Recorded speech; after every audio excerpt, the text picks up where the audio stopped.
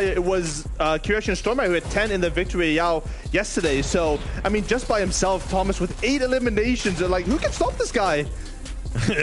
Well, we'll see. We'll see when it comes to the next 2 games at the same time. But similarly with Tayson, right? We've seen a huge clutch from him. At the same time with Thomas HD popping off. This is what top level FNCS championship teams are made up of. FNCS champion quality players from solos, from duos, from trios. It does not matter what it is. These are the plays that win you tournaments. And I just got to jump in, Boop, because now you know what's happening. Yep. It's me and you versus Reese, Levin, and Shy Wager. Right now, who would have thought that we could have scripted it? I mean, guessed it. No, this is a complete fluke. I cannot believe this is happening. But Reese, you're right. 2 games left, right? And anything can still happen. Anything can still go wrong for any number of duos. But I love how they're capable of just saying, whatever's going to go wrong, no. We're going to minimize that as much as possible, man, because we're going to make it to that end game, and then you're going to have to deal with us. I think one of the important things to note here is like a 9 elimination victory round. Well, I'll just say 10 just to make math easy. 62 points, right? So for any team who's still in 10th place, like there's a huge potential for them still to win if those top teams go down early and they can capitalize on that. I'm stressed, boys. I'm so stressed. We only have 2 games left to go.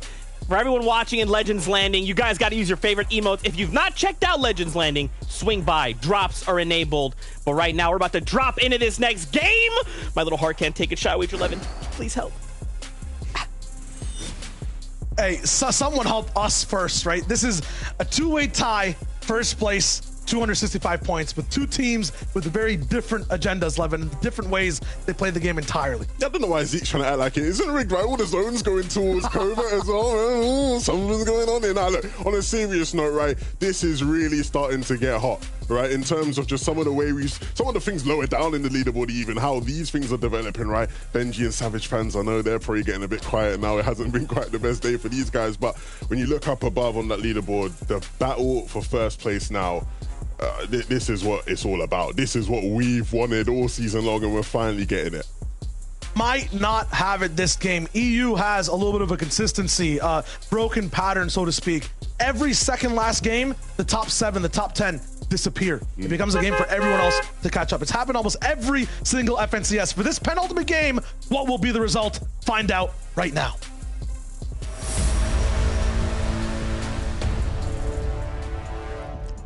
Game 11, where everything really starts to set up for that final game. Stakes are being set. Players' dreams are being made. There's some players' dreams who are being crushed. Grows, Clown, they've done so well up to this point. In the past couple games, these battles off spawn just haven't been so clean. But will they turn that around now against Zeston and Hookah? Clown above has a shotgun to his name, but not much HP to work with. The medkit will come out. His teammate will drop him a mini. And Hookah and Zeston will cower behind this wall as Grows looks to get on the aggressive. Grows has to basically be that fence that separates any type of aggression from their opponent's share of this POI. The moment he stops applying pressure and slows down, the moment he doesn't punish any type of peak or shots, that's where power kind of shifts over towards Hookah and Zeston. They're going to be higher on shields overall, a little bit more mass to deal with being inside the entire base for the moment. Clown and Grows will have to actually be a little bit more split apart while they loot up. Could be an opportunity for Hookah and Zeston to peek out and land a shot, but you see what Clown is doing, actually making a literal offense, just having a perimeter to be able to be active, so these guys don't have a free way out of this POI. They're peeking up and in as well. Hookah finally going up for one of the shots. Huge ramifications if Grows does go down.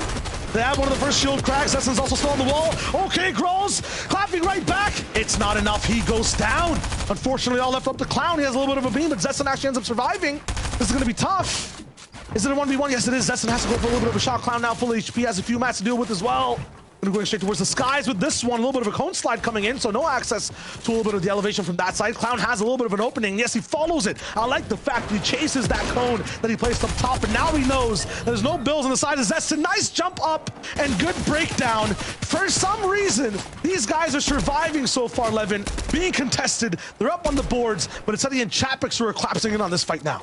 Yeah, and I was going to say, this has huge implications. If they're able to stay in this one, that's going to be the setup that they sort of need to propel them in this game. But with Seti and Chapix rolling up, he's got to get out of there and quickly, and Clown will do just that.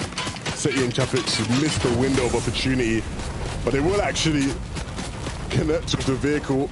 They blow that up, and with not many builds, Clown is fortunate that he is right around the corner from a little mini forest here where you can get some wood up, but I don't know if they're going to give up on him now. It doesn't seem like they will. Swifty coming through. Oh, wow. Yeah, catches him right out. That's not the kind of bush you can hide in, my friend. Not going to be possible. Swifty picks it up. These games are getting a lot faster now off the drop, and it's Bad Sniper who's actually down first. So the classic day one style of moves are coming in from Savage and Benji Fish. Who wins this though? Okay, DKS. You pick that one up. Pick up Bad Sniper as well. Somehow, Benji, with the first engagement, the first Elim, is not going to have enough of a say to actually get his duo out of the way from Tilted. And Benji and Savage are down. I'll be real, Shy. I think they've lost it. I think they've lost their head in that sense where they just... It's the way they're pushing these fights even, right? They're just so split up in that sense where they're just allowing DKS and Bad Sniper to take these isolated one-on-ones. It's not great at all. They were doing so well yesterday, but it's just not looking too great now. Look, still life-changing money on the line and plenty to play for. So hopefully Benji and Savage can get back into the right sort of mental state to continue. But they need to realize now that as much as they may have had success pushing that fight in previous sessions and days, you don't want to mess with DKS and Bad Sniper anymore. They own Tilted right now. Got the rolling in with, I guess this is Melody actually the entire time. Kefi. Not going to be here with Dan. I mean, this is the fight we saw break out multiple times earlier on in day number one. Maybe at the start of everything, but unfortunately neither team really finding too much success from these early game fights. We talked about how that Shifty fight was so influential in sort of how things were playing out. Not necessarily because the players necessarily at them were the ones dominating the leaderboards, but just the dynamics around that general area of the map and the players coming through, rotating around, their ability to third party and get some tags and just capitalize off of it. But this is a team that's been able to capitalize finally off of the advantage that they've had a lot of zones as well in their favor, which will always help.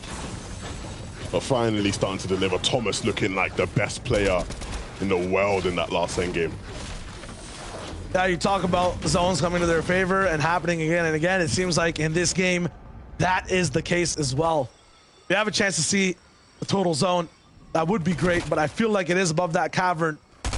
I see every single POV pushing towards the left side of the map. Could be good for a Pink and Os comeback as well to figure out what's going on wrong in day number 2 overall. For Jackson and Vico, we saw a little bit of them so far in the first game. We did have one Sanctuary zone, I think, overall, where they had a little bit of control, but lost it quickly. We'll grab a little bit of loot here and there. Upgrade up. Looks very nice. One of those mid-game fights we see. I don't think either one of these duos has been too influential other than, like, you know, maybe some of the Surge fights we've seen so far. Yeah, and in terms of this fight, I definitely think Vico and Jackson have a clear advantage. Of course, they have the elevation on their side, but they are really aware of teams potentially in this general area. That's great. Potentially stops them from getting third party by Schmecky.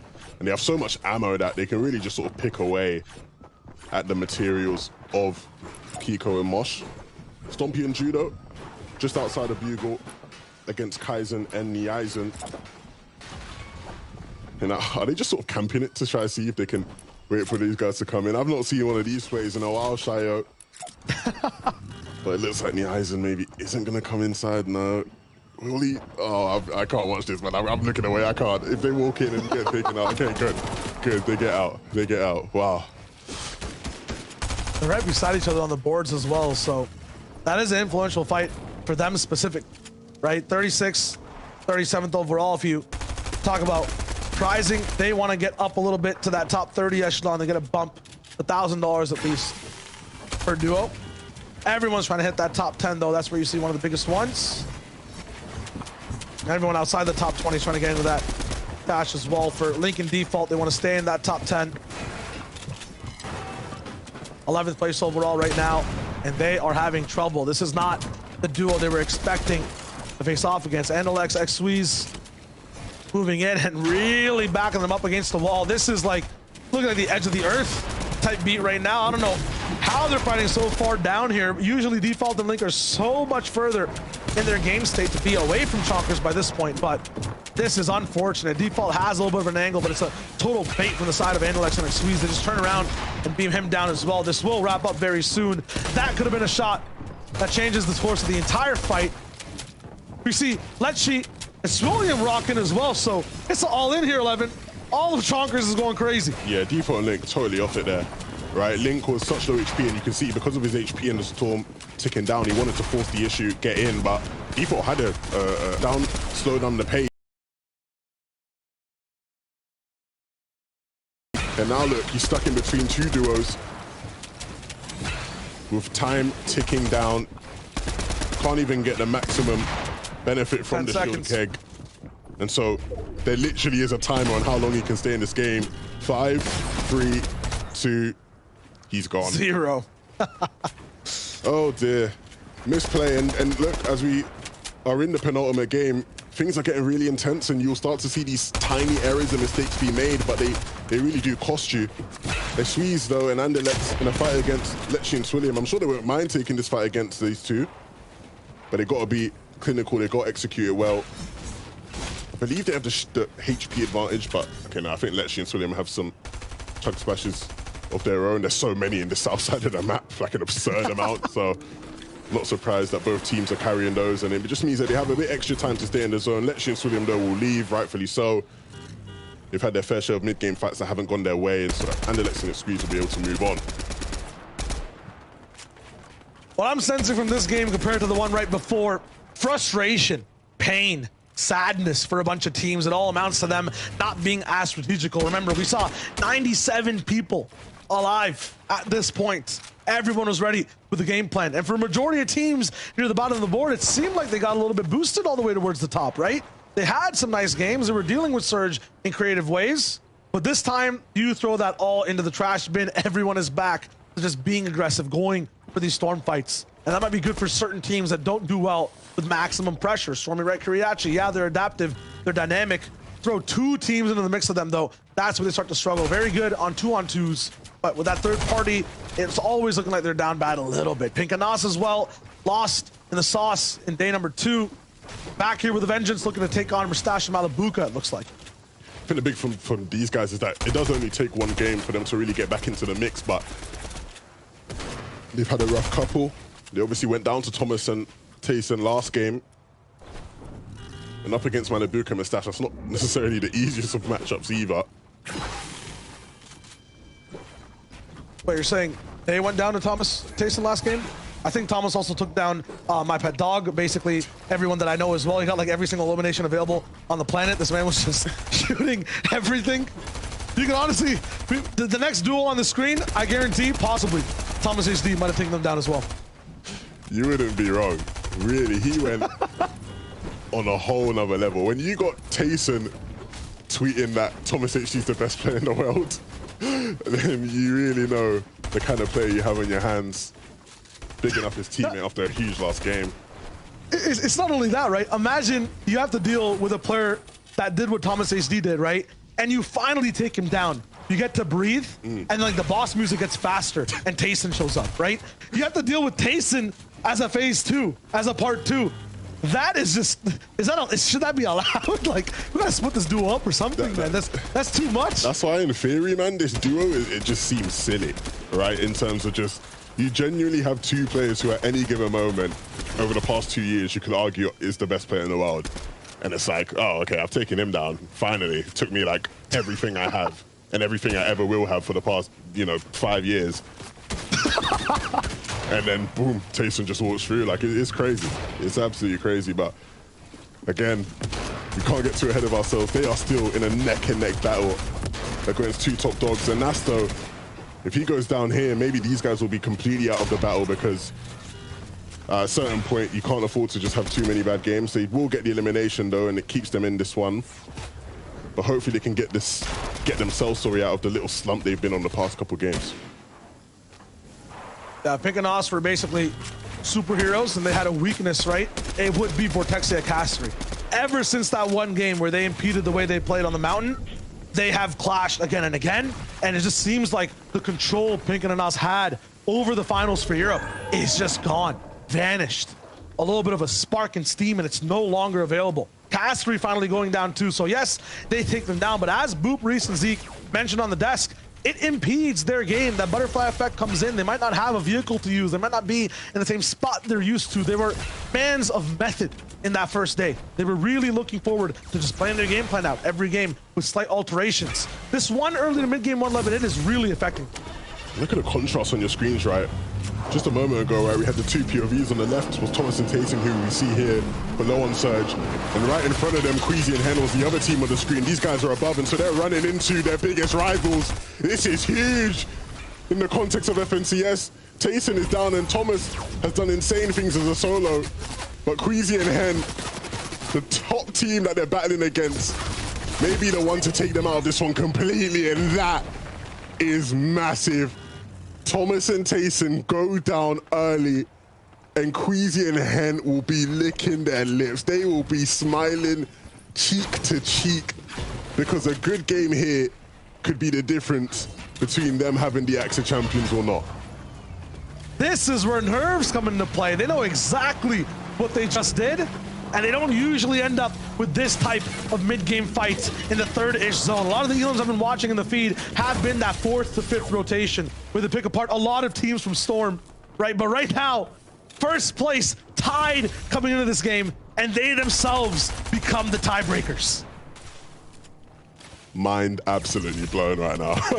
Your eyes are out of your head. I'm seeing this on the camera. This is crazy, man. I can't. I don't know what's going on, man. They just always make it so funny. Oh, no. What's going on? Hands down? I'm telling you, 5th game or 2nd last game Europe, this happens every time. Joe and Vino chasing this down. They're so bad on Surge right now, and they're knocking on the walls. Vino has to take this, but finally, Hen does break out a little bit. I'm not sure if Vino knows there's one on the left side or if he tried to escape. Yes, he did.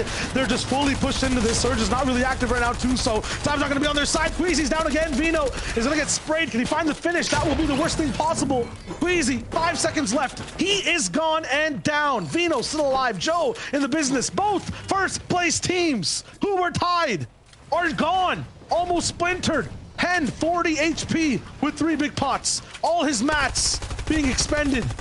This is basically a sign, a white flag being raised in the air. I basically surrender. There's no way I'm going to be out of this one.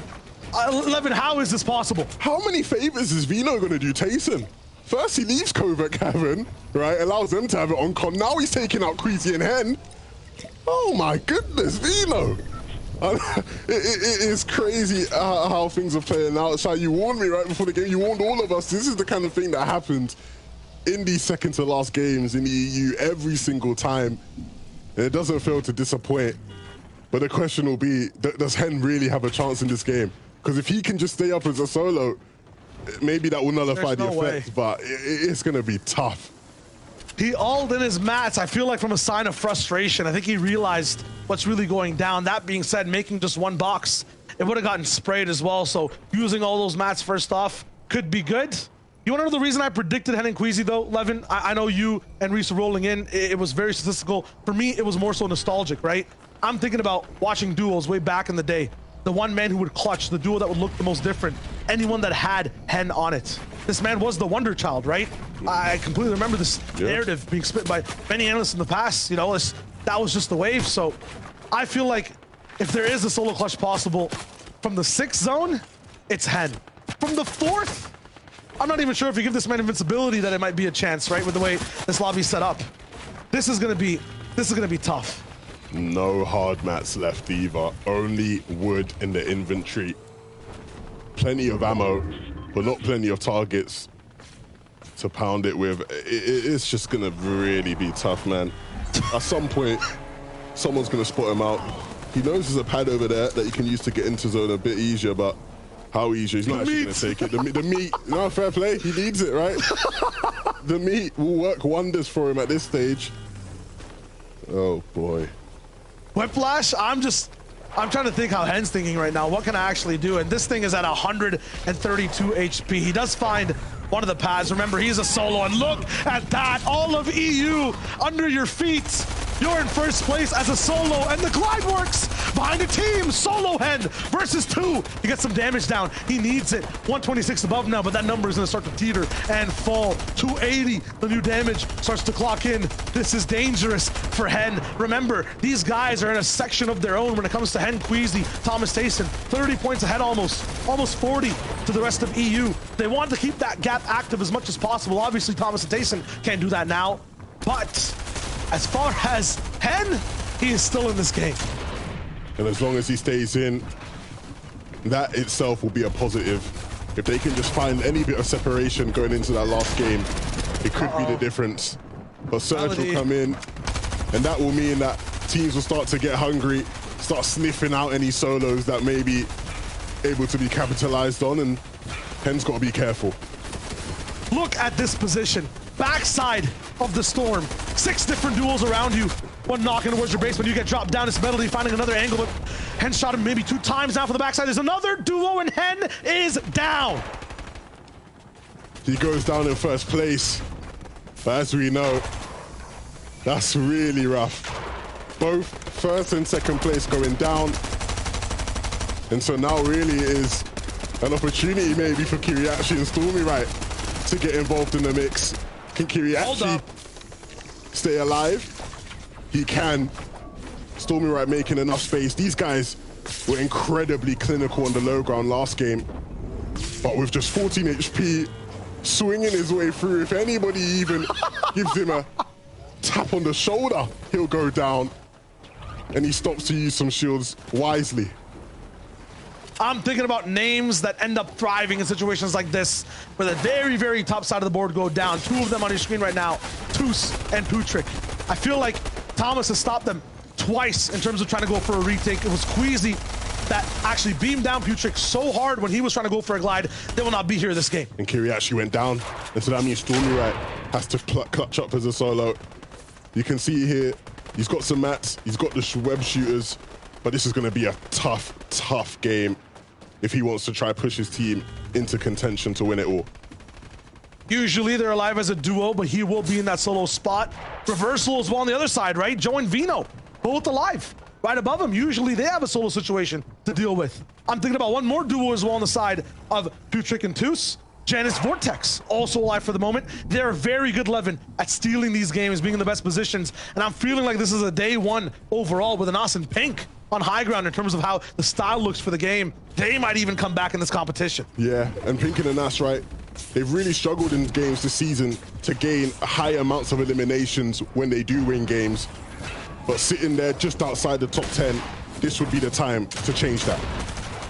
Janice Vortex want to hit this pad, a little bit of damage done, a lot of damage done on both players. And look at the loadouts. There's no way for them to really get it back. Look at the threshold as well, 99 below. This is absolutely atrocious for Janice and Vortex. I'm not even sure if Vortex can catch up to the spot that they're at right now, but Chulix and Chico are the ones going for high ground. Queasy will not be able to stop them for the moment. Stormy Right doing his best to try to stay inside this game. As much damage as possible to people in the storm. Possibility of the actual damage from the outside of the circle to help him claim any of these eliminations. Not going to be possible. It is Trulex and Chico that claim that high ground. Clement and Floki going to be there towards mid. Pablo and Swag alive as well. So all the offbeat people are there. And Stormy Right does not actually trip. It's just a super swing. It's fine. He scared me for a moment. If he had gone down, that would have been heartbreaking, but he doesn't have the web shooters left. Going to do well to farm some bricks, some nice map awareness. But how far is that going to get him? Because he has to climb a mountain, not just metaphorically, but literally. I see no single-digit place team alive right now. Trulix and Chico just took a place up there in the top 10. They're going to be 9th. Pink, though, and Anas, they still have voices to use. They've been quiet so far, but they're screaming the high ground is ours after that retake. 4 eliminations to pump in this position as well. 7th zone, they're starting things off early and hot. They've done well, right? They've not lost focus of what the goal and the task ahead is. They had a bit of a slump, but they are sitting on height where they are comfortable. But like I said earlier, they need to try and get some eliminations to pair with it. Stormy right now, high on a layer, but he's in the backside of the zone with a duo knocking on his door, but he has no answers for them. He just has to drop down and get out of dodge.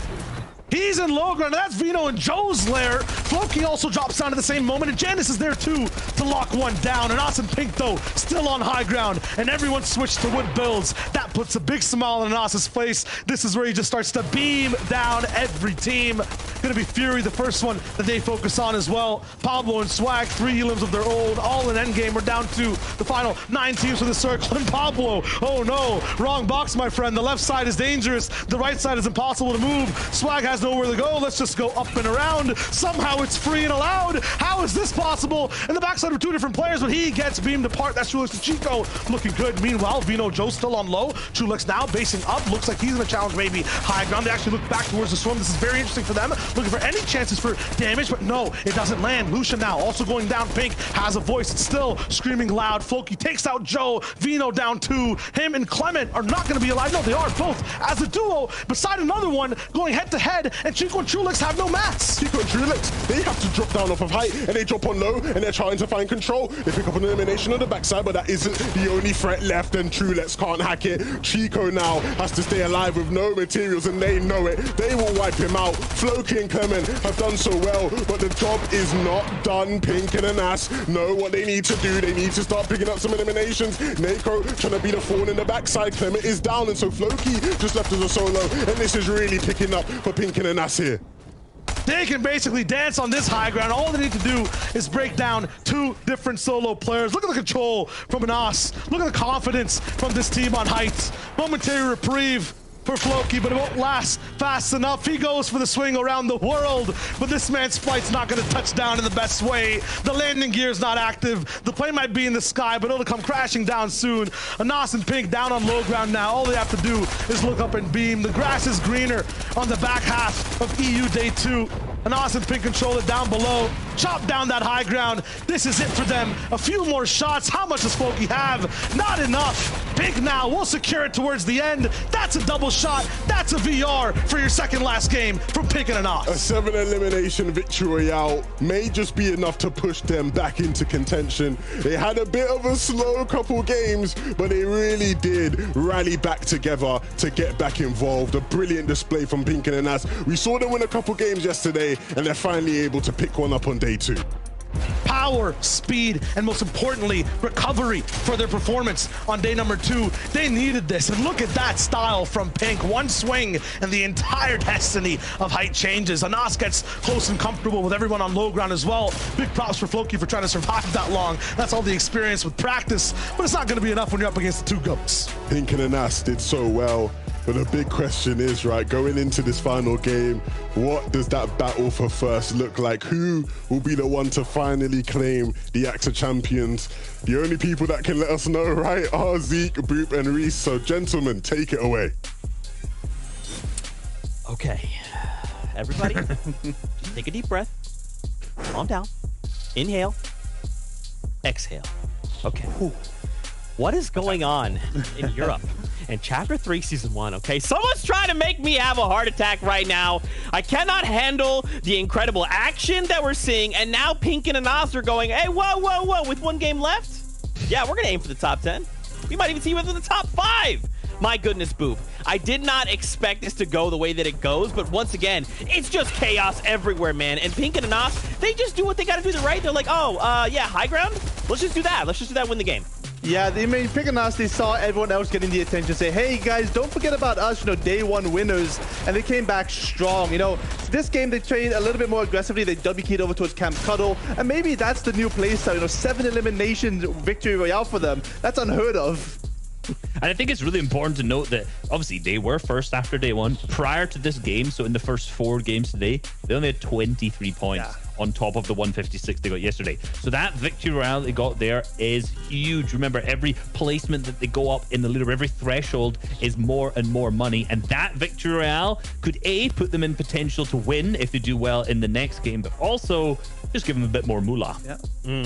There is one game left here in Chapter 3, Season 1, FNCS Finals. We have to turn attention to the standings. We have to set the stage here as we prepare for the last game of the season here in Europe. Oh my. I cannot believe it is Boop and I with Tayson and Thomas HD versus Shia Wager, Levin, 2K, and Reese, who all think Hen and Queasy can win.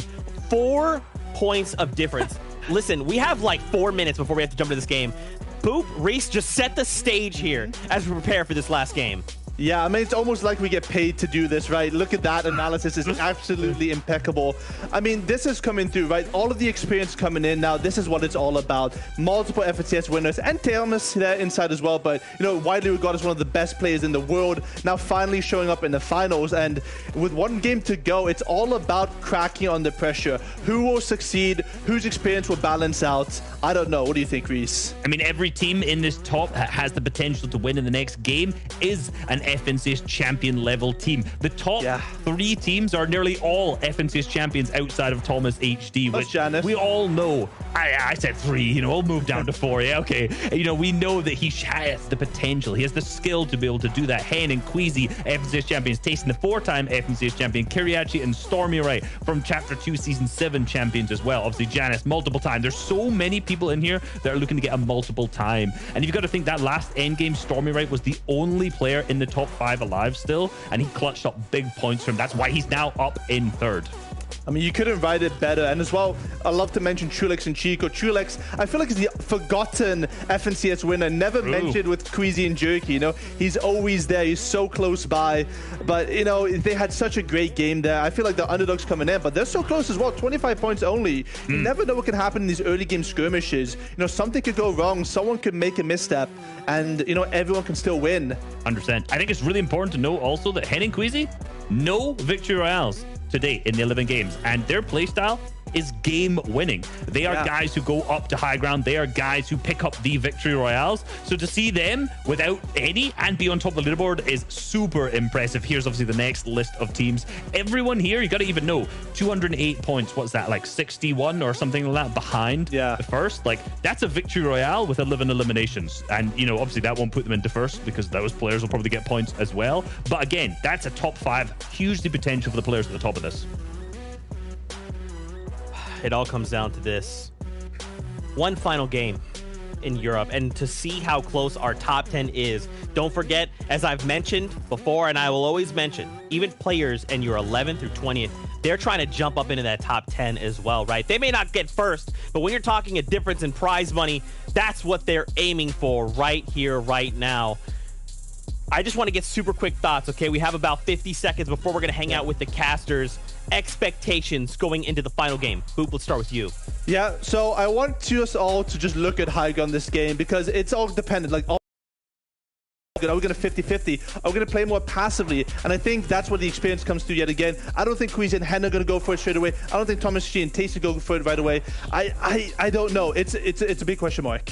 I mean, realistically, any of these teams go down, they're not winning early, right? So that's hugely to watch out the top 3. Usually in this situation, I'd say that more experienced players will be the ones who are going to look out for it. But all 3 top teams are like the most veteran players in there. When you go down the list, you start to get to other FNCS champions pairing up with newer players too. So, hey, I just want to watch the last game. I'm not going to lie. Yeah. Well, here we go. Reese, Boop, let's get ready to do this. Fortnite fam, one final game here in Europe to decide it all. Legends Landing, if you guys are watching, hit us with the emotes. Let the hype rise as we board the battle bus one last time. Shia Wager, Levin 2K. Let's go again. What is our life? This is what we wanted, but I couldn't have never imagined that it would truly be delivered to us in this manner. The final game of the FNCS. It's been a great season, but this is about to be an even greater finish. We thought it wouldn't be close. Day 1 looked like, you know, the leaderboard is what it is, but there's clear leaders that are pushing us forward in Europe. That changed immediately when we landed on day 2. And now, Levin, there's 2 teams at the top who do not want to go down. And even just shortly behind that, right, we have even more teams who really could have a say in how this thing plays out. It's been an intense couple of games, but there's really not going to be one as nail-biting as this. We head into the final game of the FNCS right now.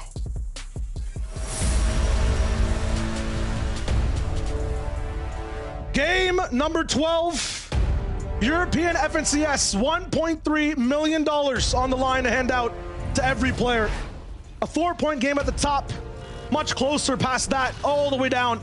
It's the 50 best teams you can watch play in the world.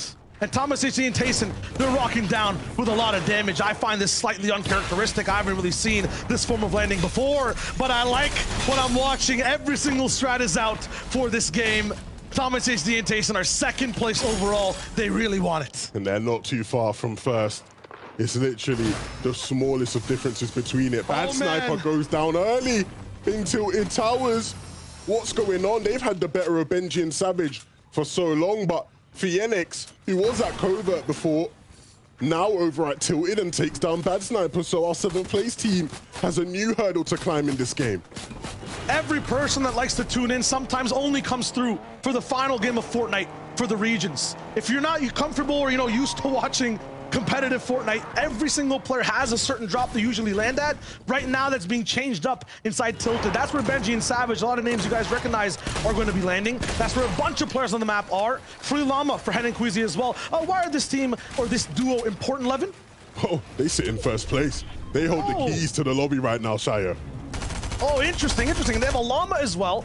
Haven't gotten a single launch pad all day, somehow still in that 1st place. Psycho Clown and Oipic. Rolls will also be rolling through right now. A team that has never really been in the FNCS finals. A team that just plays like just another duo you love to watch throughout the day. They aren't legends. They're making their new stride. They're the next generation. And right now, they've been struggling on a fight off spawn over and over again. Somehow still in that top 10. Grows is down, all down to Clown. Him against Hookah and Zestin, 1v2. This is not the same as many other games we see. Usually they're winning this off-spawn fight, but now you see things as well from the starting position. They're always isolated 2v2. A third party doesn't come in fast. It's Chapix and Seti who are here, who've been having a rough finals the entire time. These are legends in their own right, but they haven't found their footing in EU this weekend. Yeah, in last game, we saw Chapix and Seti try to get involved in this fight, come in 3rd party, and they were just a bit too late to the action. This time, though, they are speedy. They're quick with it. They don't want to miss out, and this is exactly why they know that they can capitalize. Clown has a 2v1, and even though they've not been on their best performance, Seti and Chapix in a 2v1 is never a fun fight to take.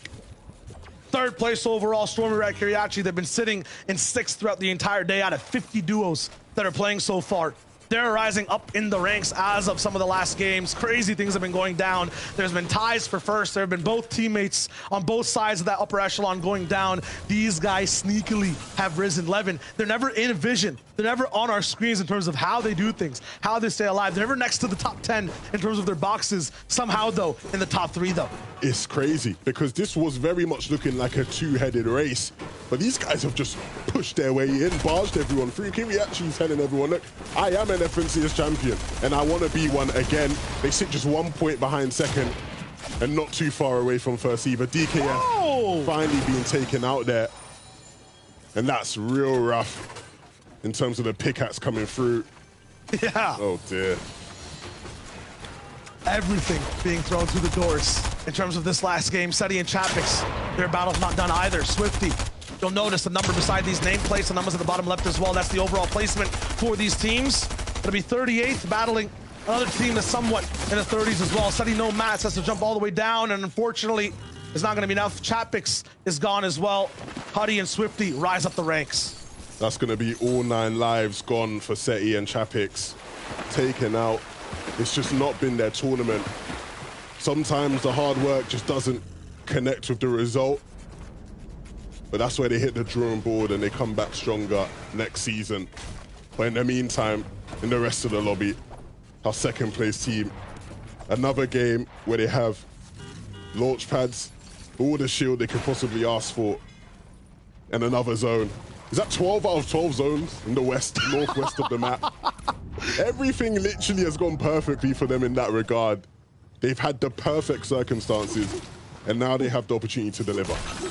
When did Janix and Vortex getting the 4th? These guys have just been chilling the entire time. They literally get 1 win and they sleep and they do nothing for the rest of the day. Somehow, in top 5, next to Kuriachi, next to, we have Thomas Tayson and Henan Queasy as well. I mean, if these guys are in contention and they're focused, Levin, right? I mean, this team always just feels like they lack focus. If they're focused, it's the business, it's time. Talk about the business too. Benji Fishy looking kind of nice with the Tux, he's rolling in. But unfortunately, Savage once again down 114 points. They're in 30th place overall. Benji almost out of mass. He has to 1v2 to keep that prize money potential alive. 166. Slap Phoenix in the face. He's not fooling around. You can see him too. He's looking kind of dicey with it. But those extra points confirmed. Smart from him because that's more likely than getting that second Elim. Their story will end today in 30th. Benji and Savage will just have to go next. It wasn't their day. They started off well, but cooled off eventually. Janice and Vortex, though, it's hard to predict at times their trajectory.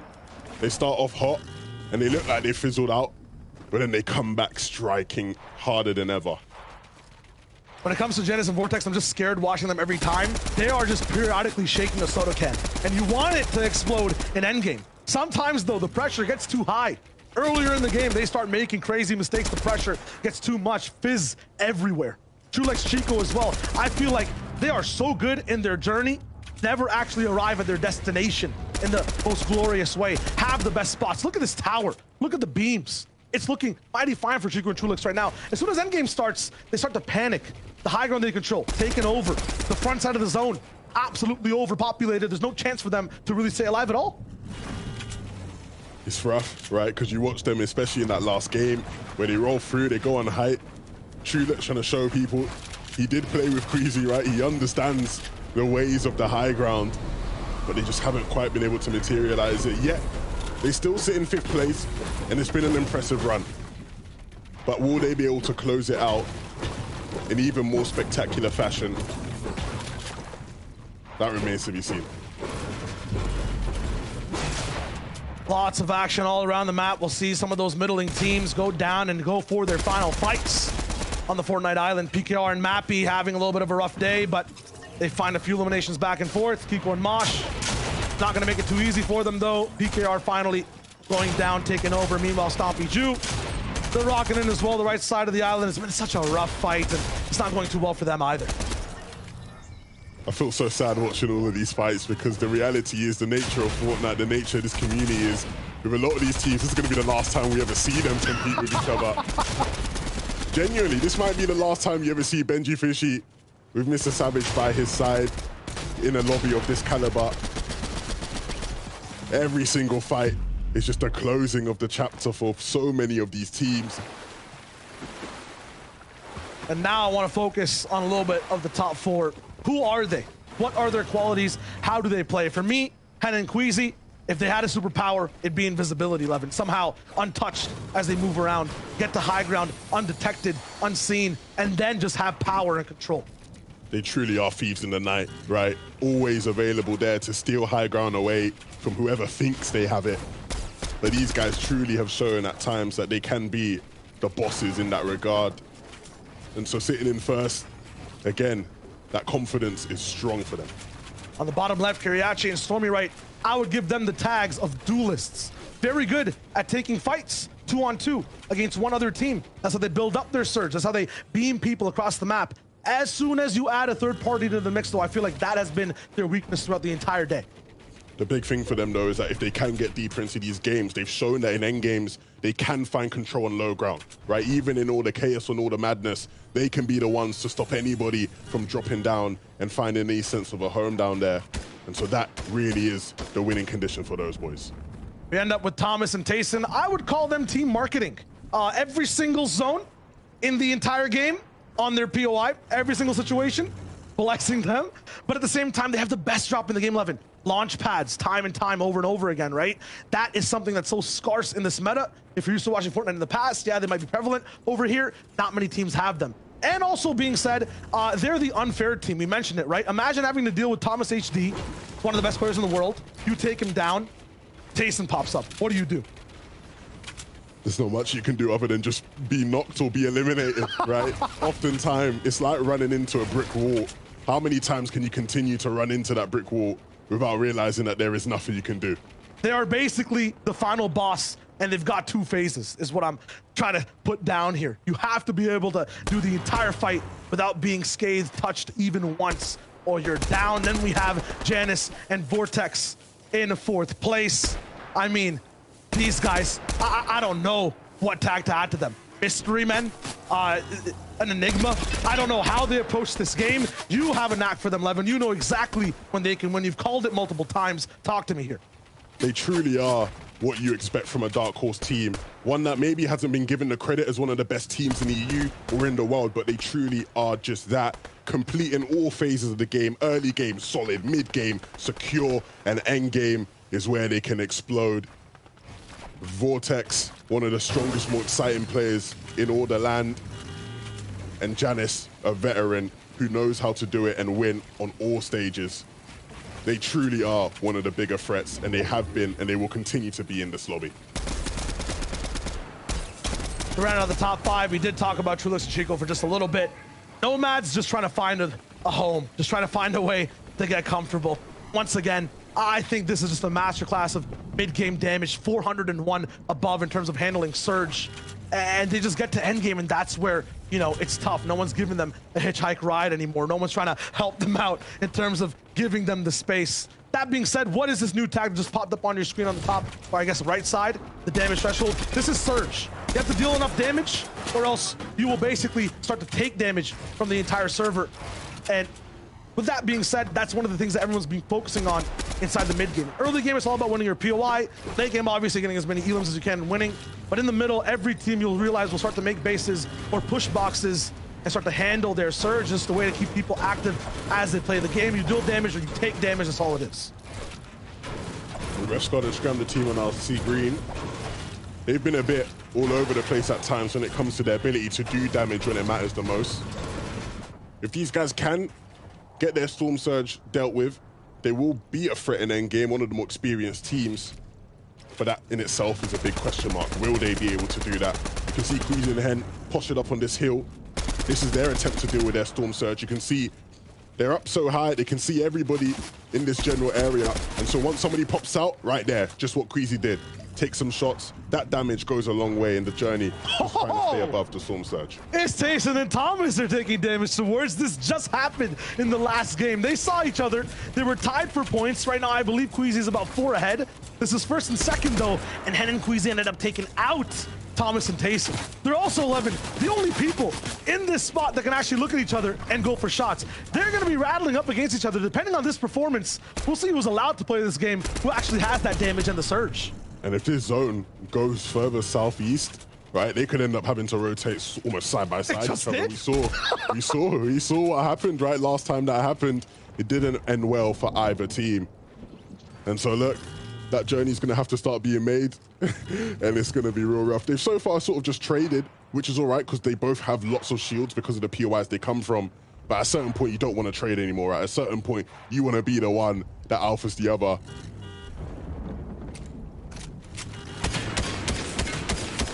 Always want to be the one coming out on top. Right now, the differences for all these teams, I want to explain it a little bit and what they're walking away with today. Hen and Queasy, as of right now, are sitting on $300,000 in their position in 1st place. The difference between them and Thomas and Tayson are sitting on $200,000. There's a $100,000 difference between these teams. 4 points that are worth basically $100,000. Behind them, with Stormy Ray and Kiriachi, 3rd place overall, will walk away with $150K. So you can see the amounts start to get up, and up more as we go through these rankings. Vortex and Janice, 120K2 at 4th, looking good for now. But once again, this is only if these teams survive and maintain these spots. We've seen it every game. Whoever is 1st and 2nd, they start to dwindle. They go a little bit back and forth. Their position changes drastically when the next game starts. Last game was a catch-up for the rest of the board, which makes this one so much more so interesting. Everyone is about 10, 20-ish points next to each other. That is just a little bit of placement overall. You can see their position right here in the middle of the lake. Actually somewhere where I've seen them look to position themselves in the past. Relatively central in this 3rd zone, and it means that when 4th pops, they're likely to pull it. But if things don't go their way, things could get messy, right? Just sort of isolated here in the middle of everything. But the big thing is they have experience here, right? They've literally pulled this kind of zone so many times, whether that be in other qualifiers, in scrims, practice, so they'll know exactly what the right protocol is. They have it all planned to a T. Thing is, you might have a plan. It can still look kind of drastic. They're 20 points behind overall from Thomas HD and Tayson, right? 20 points, that's a lot of eliminations needed. Each elim worth 3. You can do the math. They got to just keep racking things up and have a stellar performance. Tayson goes down to Aqua. This split base to try to gain control of the north side of the map leads to disastrous results for Thomas HD. He will try to go for a little bit of that finish on Noah Riley. He will come through. Maybe he can get the mats. But the second place team, the head-to-head matchup we were looking forward to facing and watching, gets fractured in half. And Tayson is down. Thomas truly is half man, half amazing, but at what point is it too much for him? At what point is it really too much of a mountain to climb? This is going to be a real tough ending. Aqua was able to get the reboot on O'Reilly, but Thomas won't be able to have that same benefit. And even then, it doesn't matter. He gets 3 more. Noah Riley brought back from the lobby by Aqua. There's no chance for Aqua to go back. The zone does too much damage now to get the reboot again, but that's 3 points from Thomas HD to have again. He just has to wait. There's an airdrop here as well. That's another pad. If there is a person in this game that can solo an endgame, it might be Thomas. He might have another free pick here. It's up against Aqua. He knows it's the 1v1, but the more noise he makes, everyone else on the server will start to shoot, and those shots start to come from a long distance. They won't do too much damage, but Thomas has to be careful. One mistake, his HP totals go down. He has to just push forward for this fight. 35 seconds left for the zone move as well. He has some time to work with, but in all these metal builds, this SMG is not going to do too much damage to those fully built walls. To try to go for that pressure, he's going to elect to just back up a bit. Go for the package. It's going to be fine. Will it drop a launch pad? Does he have the marketing? No.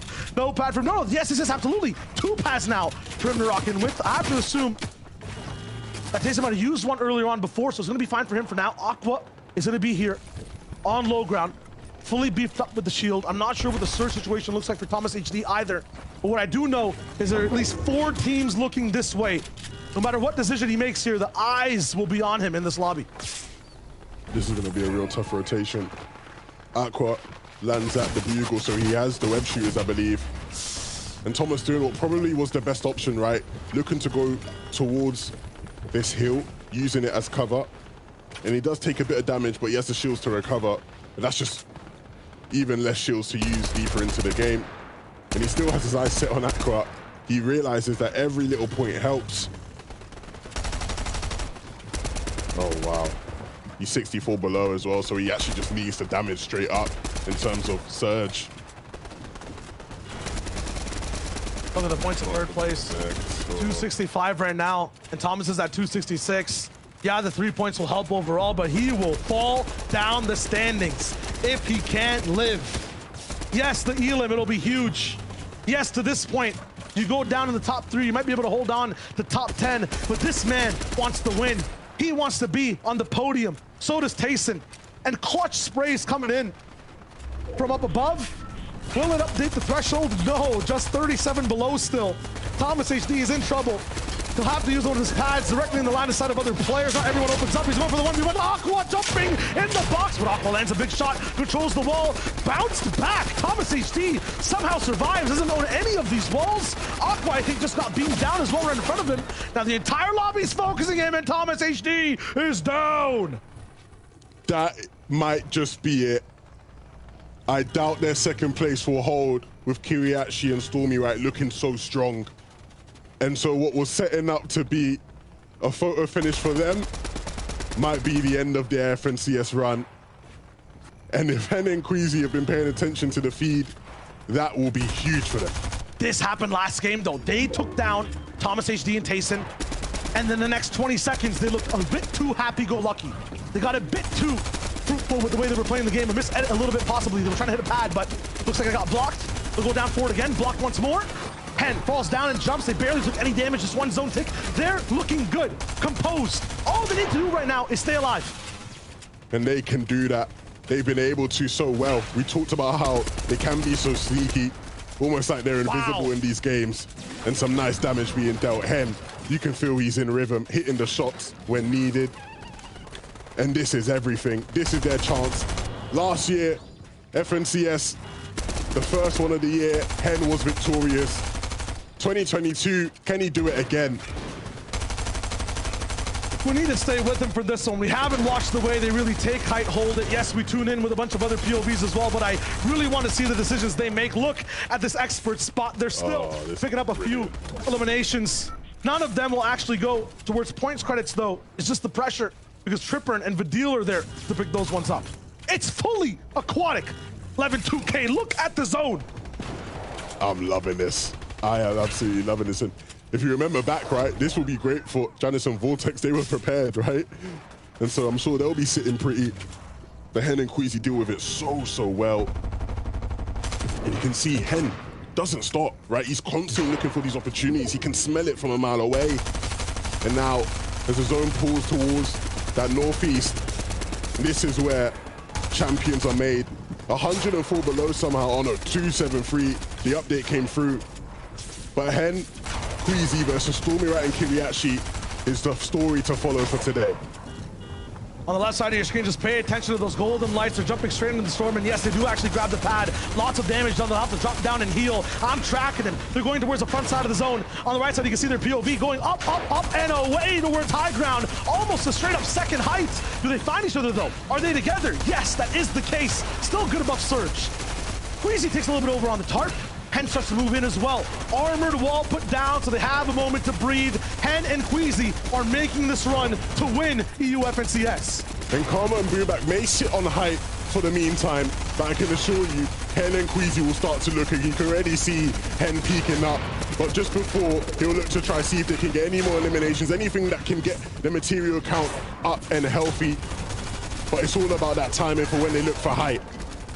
Have to be controlled here. Bubak might just go down, get angry with it. Queasy actually stumbles, falls, gets beamed. It's someone in their build. I think Bubak's getting close and personal. 276 for Hen. It's not going to be enough to just win the entire tournament. He's going to have to clutch by himself. The Wonder Kid from seasons before has to grow up to be a man. One elimination. He's all on his own. Has almost maximum wood, but no more hard mats up against the wall of Vidil. A tough fight to win. Gains control of the ramp. Has a chance for an edit. Just wants to get the materials, get a little bit out of it. He's on this fort. It's not his. Has to be careful. This is crazy. Spicy Splashes has 8 of them. He can really move around and has a lot of mats to work with as well. He's going to tank this zone as much as possible. Look at that golden light lost in the darkness. Hen has to keep this run alive. 284 points. He's hitting higher in these standings. 13 teams left. Bubak still has height. What a nice swing. He's on second height right now. Has to relieve that pressure. Maybe drop down slightly. No, he doesn't get focused by anyone. Full hard mats here for him to use as well. Bubak starts to rattle on the cage that Hen is in, but this man is no chicken, no turkey. He's a beast. He's looking for the shots on a Janice and Vortex. Another armored wall he's showing for the moment right now. That golden right surrounded by enemies from all and every single side. Someone's waiting. Jump inside Hen's box. One miss at it. Could be his demise. Goes for a few more shots and heal him down below. He still doesn't find it. How is Hen still alive from this moment? Has a lot of mats to work with. He'll go off from the right side. 286, first place. Is still shining bright and looking true. A double jump in midair too. He's found his next box. Hen's done so well to stay alive. He's done everything he possibly can, and he won't stop here. Dealing damage, applying pressure like he has a teammate by his side. Gets Karma down, has the chug smasher when the siphon comes in. That will be huge for his HP. He's done brilliantly. 291 points is going to be a mountain that not many teams can climb. Karma and Janice down, and so this is going to be real difficult for all of these teams left trying to fight for the AXA champions. 6 teams, 6 players. It's a solos FNCS basically, and Hen is going for high ground. 1v1, toe-to-toe, up against Bubak. One edit, he's got no shield. Hen needs to win this. He has control. This is a solo clutch of your career, my friend, and you're about to win the FNCS if you hold on. No mats, 1 armored wall. This is all he has left. Hen has everything. He's done everything. He's solo clutch. We know he has that ability. No materials left, but he still is able to apply damage. Won't get that elimination, but he will hold on.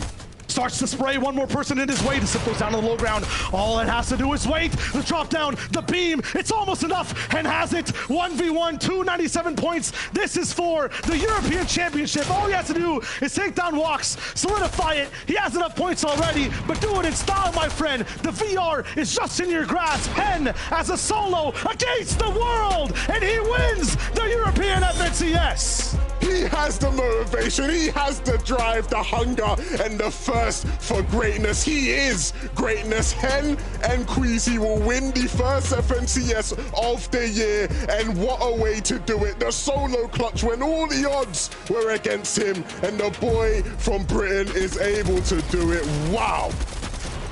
That's just what you expect from a man who was born in this mode. Someone who gave us the best stories from Chapter 2 and possibly even the big moments we saw from Chapter 1. I mean, Hen right now, to do it from that early as a solo, monumental, crazy, what a shot. I'm just so happy. A comeback performance as well at 11. They were so behind from that first day. It was crazy, right? They had so high expectations coming into the FNCS finals, and it started off slow. There were doubts about their ability, but they just kept rising and rising, Shai, throughout the tournament, and they seal it out. They've looked like the best duo all season long, and they finished the season the best duo as well. Absolutely crazy from these guys. I don't know how to explain it. They just went away from everyone else into their own world, their own time chamber, and then came out complete champions. I mean, that's what we love to see. And Levin, casting this with you, man. I mean, first run for both of us. It was also awesome from start to finish. There's nobody I'd rather do it with, man. It's been one of the best days of Fortnite I've seen in a long, long time. It's been an absolute blast, and I can't wait to do it again. Absolutely. We'll toss it back over to Zeke, Boop, and Reese. I mean, that was a run of a lifetime. You just gotta give them the applause. You know what I'm saying? Like, Hen, Queasy, it's in those moments, man, that we live for. Those moments of clarity, of just pure, serene tranquility, where they can just say, it doesn't matter what happens. I have the confidence. I have put everything into this performance, into this final game. And to then walk away the winner, Boop. It is just, is there a better feeling? I don't think so. That is just ridiculous. The incredible mental fortitude to do it as a solo. It was 5 solos at the end there. It was basically a solo tournament. And Hen, with everything, all the pressure on the line, everything on his shoulders, he just did it. I'm lost for words. Absolutely speechless. Hen has secured himself as one of the best players in Fortnite history. What a man. That is one of the best moments in Fortnite ever. Like, hands down, there is one of the best moments in Fortnite ever. The solo clutch from Hen. Queasy obviously went down to that spray, as we noticed there. But I can't even speak at this moment. I'm not even gonna lie. I'm seeing the reactions coming out from them on Twitter right now. Queasy shaking, literally. He said he's almost passing out watching Hen solo clutch do this, what we just saw here. And I am, again, I'm just speechless. Great analyst, I don't understand, but, you know, it's crazy. Yeah. I mean, let's go a little bit more analytical. You know, when we saw them in day number 1, you know, we saw them sort of, they maybe had lost a little bit of hope, right? And then that last game, we saw just a glimmer, just a tiny little glimmer of hope. And today, they just turned it to the absolute maximum. You know, at the beginning of the show, we alluded to the feeling that Queasy had. You know, yesterday, everything went wrong for him. And today, looked like everything went right. Hen was on top, Queasy was on top, and that is just absolute beautiful Fortnite that we see from them, just ridiculous stuff. And it makes me so happy to be here to witness it. I know, and you know, going into this game, I said they have no victory royales. I said these guys are game winners coming into that. And in the final game, they proved me wrong, thankfully, picking up that final victory royale in the final match. And what's so interesting about this is, like, they've been the #1 hype team the entire season. I think they've been the #1 team the entire season. And right now, they have just proved that in the biggest stage possible, winning, of course, $300,000, $150,000 each. And they've both won FNCS multiple times already so far. Just some of the best players in the world, hands down. And to top it off, right, to get the victory royale, you could have got, he could have fell in second place, just be like, yeah, I won the tournament, I'm the best, whatever. To be able to be like, no. There was no question. I was in the driver's seat the whole time. So well fought from this duo out of Europe. Congratulations, Hen and Queasy. Duo champions here in the Chapter 3 Season 1 FNCS. 319 total points. Only a single victory royale. But you know what, Boop? That was the one that cemented it all. Who needs multiple when just one is enough? You just need the one. All you need is the one. I mean, that's a story you tell your children, right? That is just, oh my goodness. You know, it's bad when me and Reese have nothing to say about it. We were literally run out of things to say at this point. Honestly, what I think is so interesting about this team is just the dynamic. Obviously, I've said how many times it's built up of double champions, one of the only 4 teams that is both FNCS champions on that. But the team dynamic's so good. You've got Queasy, who's that calculated player who's a little bit overly safe sometimes. Interestingly enough, him going down first there was very uncharacteristic of that. Yeah. Usually it's Hen who's the super aggressive one, who's going to jump into boxes, who, if you've watched any of their games back, I would highly recommend it. I'm not just plugging their YouTube here, but if you watch back the gameplay, firstly, amazing gameplay. Secondly, comms, amazing, hilarious. You're going to hear Queasy just be like, Hen, just trying to get him to rein things back in. So to see Queasy go down first, uncharacteristic, but you're leaving someone like Hen the reins. You're handing them over to him to pop off, to give those kind of solo performances, to win championships. Unreal. Yeah, and I always consider duos to be a game of 2 solos, right? And we've seen Queasy this season do so well in solo cash cups. Hen also always such a good solo player, also qualified multiple solo cash cups as well. And you know, that combination of 2 players, at the beginning it was a little bit tough, right? They had the mentality issues, but they overcome that adversity, and now they're just champions. Just, yeah, amazing. So fantastic. We got to see the final placement, the final prize money to be divvied out here once again. It is just a shock, but in the best way possible. Wow. And take a look at this. After everything is said and done, Kariachi and Stormy Right, they fought. They came out of your top 3, and they end the tournament in 2nd place. And once again, I want to remind you, you're probably thinking to yourself, Zeke, but 2nd's not 1st. But I'll tell you right now, look at that prize money. A 4th, all the way up to 2nd, that's $50,000 for you and your duo, respectively, right? And again, everyone who has made it here has proven that they deserve to be in the finals. They are finals-worthy duos. So congratulations to everyone. Boop, how are you feeling about the final standings here in the top 10? Yeah, it makes me very happy to see multiple players. Not only the big boys, you know, Hen and Queasy. See Kiriachi, you know, he was on the verge of quitting this season, maybe. Wasn't sure. Stormlight overcoming some adversity as well to get 2nd place. Thomas Orientation, as always, very consistent. Vortex and Janice, you know, new duos, you know, sort of struggled to find duos coming through. Trulix and Chico, you know, these guys sort of quiet the entire 2 days, but you know, they've been there the entire time, and I'm happy to see Trulix, you know, he sort of got thrown back in terms of duos, hasn't been able to find the best. He found someone as underrated as Chico, such an up-and-coming player, a ridiculous talent, and I'm expecting such good things from them as well in the future. I mean, talking about up-and-coming players, 6th place, Grolls and Clown. Oh, yeah. They've been almost like a highlight team so far. You know, it's a shame that almost that switching up of drop spots from Vino moving over to Covert in the last couple games left Seti and Chapex able to push them in that early engagement and capitalize on the messy fight that they had, because these guys were absolutely fragging out and doing such a good job. I think 6th, they have to be happy about that regardless. I'm sure maybe the initial thought process is going to be a little bit upset because they had a shot at winning, but regardless, when you look back at this through history, you're going to be like, 6th in FNCS, you know what? That wasn't too bad. Not too bad, no. Not bad at all. And for their first performance, right? How many duos can say, hey, this is the first FNCS finals we've ever made? And to make top 6, right? That's earnings. That's recognition for their duos. So even if they decided, hey, we're going to split up and go our separate ways, they're going to be able to say, look, we came in 6th individually. So you should partner with us because we can do that again. Absolutely insane. Now, Reese, listen, we're going to look at predictions. Okay, me and Boop lost this time. But Boop, you know, we didn't do too bad, okay? Yeah. They still showed up, right? We still in the top 5. Not the worst. Okay, production, you guys didn't have to do me like this. Don't show them the numbers. Don't show them the numbers. You know what? Actually, no, what? Production, give us the numbers. Shy wager. Can we just talk? Wow.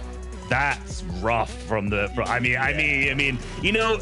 New analyst on the desk, boop. I get it. 4 points for yourself. You know, maybe next season it'll come back up. We just got. I don't know how this is marked because I got first place. Me, Shio, and Levin all got first place. How's only 3 points? You know, I'm feeling that this is rigged a little bit here. I'll take second place right over. And obviously, just me, Shio, and Levin. I'm making it really hard for production saying a bunch of names here, which is great. They're gonna who am I gonna highlight next? But no, me, Shio, Levin. Obviously, all three of us went with Heezy. I'm combining them now. They make shoes or something at this point. Hen and Queasy, obviously, as our predictions, picking that first place. And of course, Mum also went with that. That's what really matters here. Let's be real.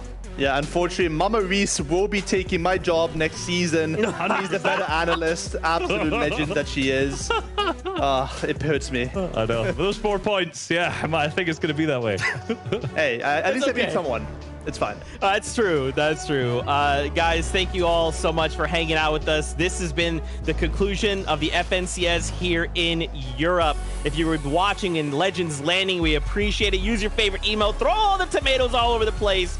Now, if you're still wanting more, you're like, Zeke, this has been incredible. I want to watch more. We have NA East and NA West. 2 more regions, 6 games in both of those regions, and champions to be crowned. So make sure you stick around for that. It has been a pleasure hanging out with all of you who have watched, from Shio Wager and Levin, Boop and Reese and myself, and from the entire production team. We're so thankful and just happy that it has all gone down the way it has. Until next time, Fortnite fam, we love you. Keep yourselves safe. And as always, we'll see you guys on the battle bus. Beep, beep. Much love. I do it.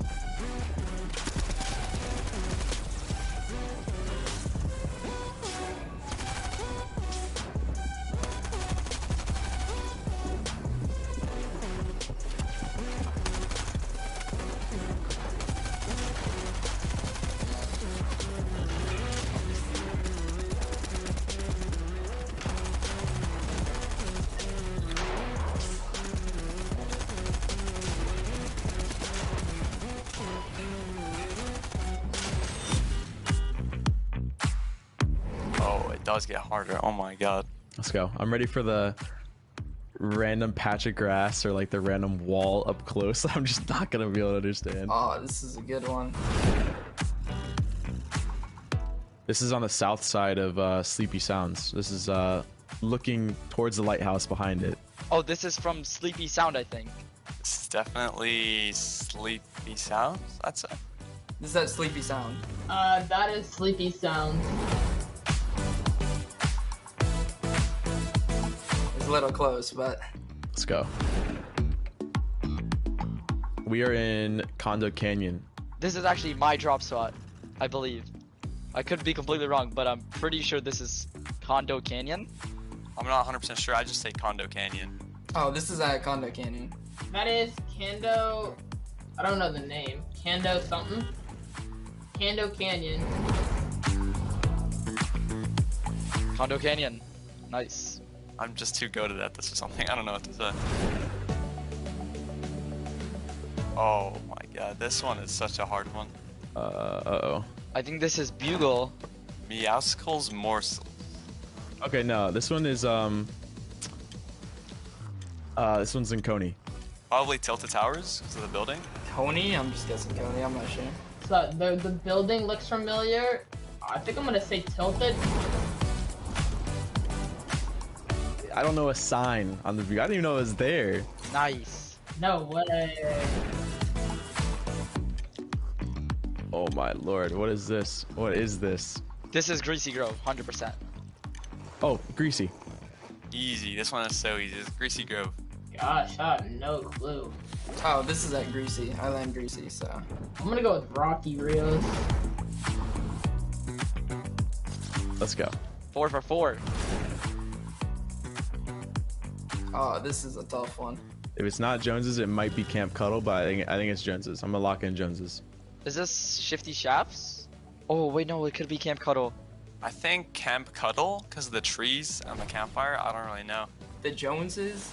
Like, this doesn't even seem like a POI. Like, I'd say Camp Cuddle. Great. Great. Loot Lake, wow. Yeah, I have not been here. Yeah, I've never been here either. Yeah, don't land here. See, I would have never guessed that.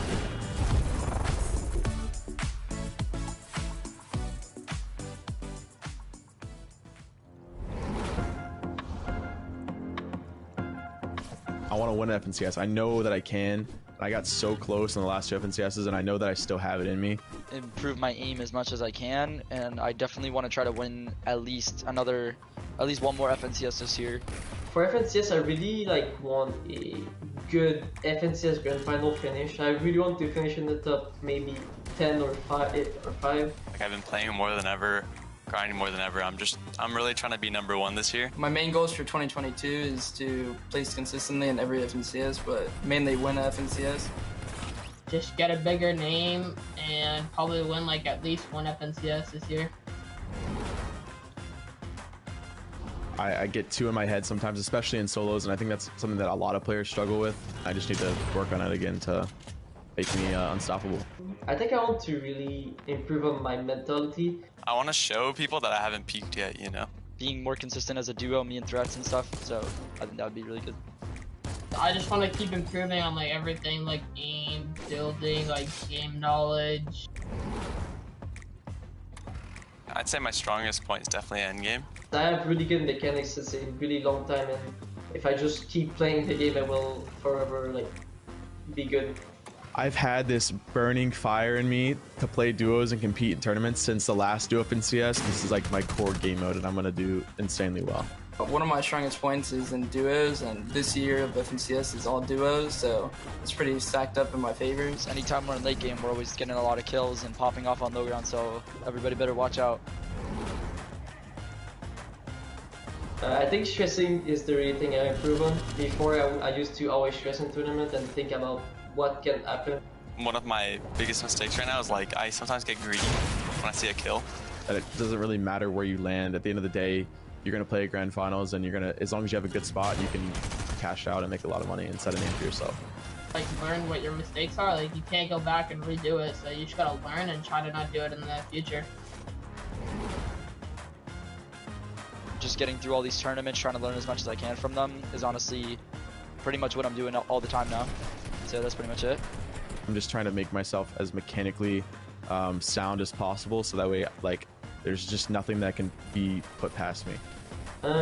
So far I've qualified for every Geo Cash Cup that I played, so I think that's a really, really good start. I feel like this year is definitely like my year. Yeah. I'm coming into this FNCS feeling strong. I'm very positive that I'll do good throughout the whole year, especially this FNCS, and yeah, hopefully I win.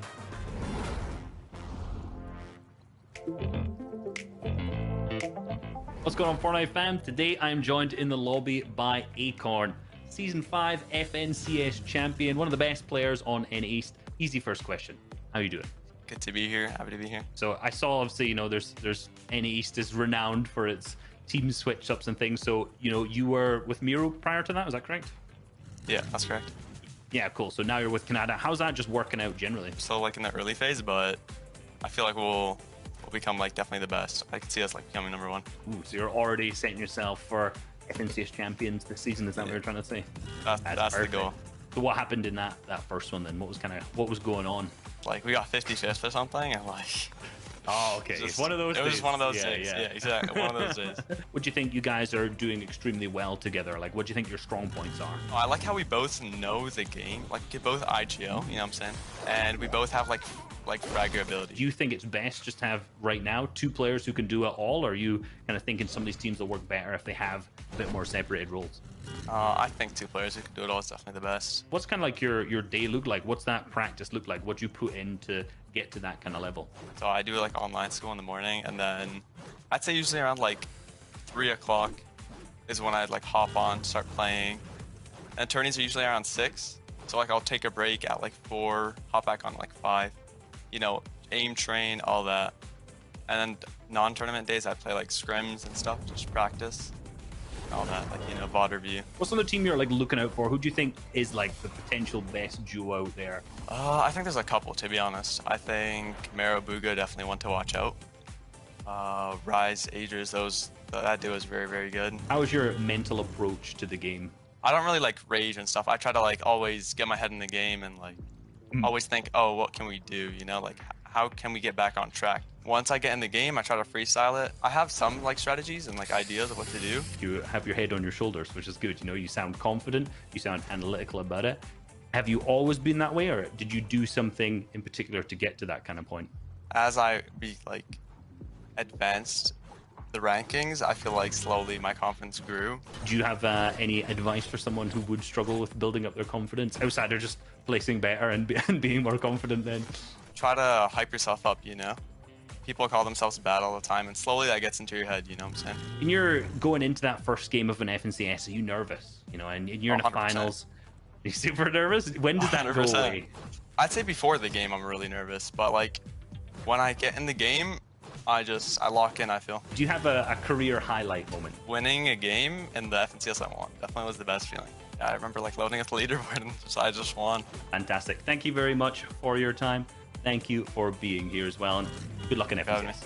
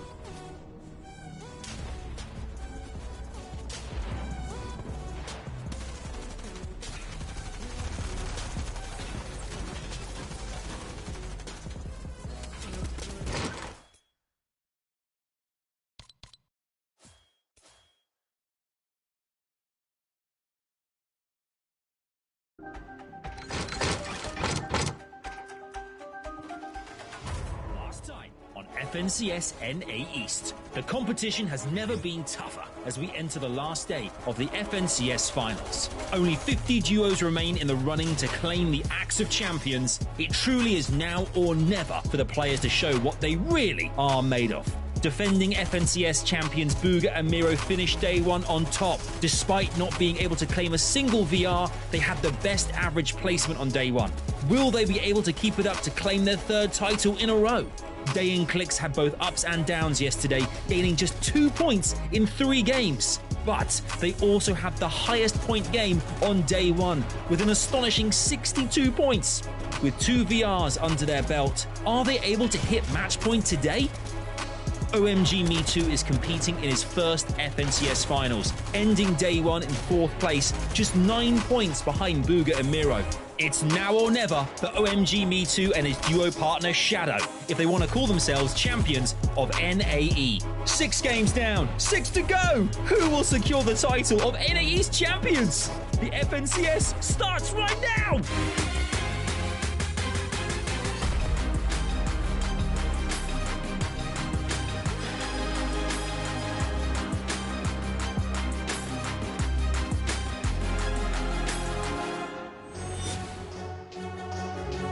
Thank you, voiceover guy. This is it, the final act. To quote world-renowned Fortnite philosopher Monster D Face, duos have formed, legends will rise. Who will walk away as your FNCS NAE Chapter 3 Season 1 champions? Can Booga and Miro claim their crown once more?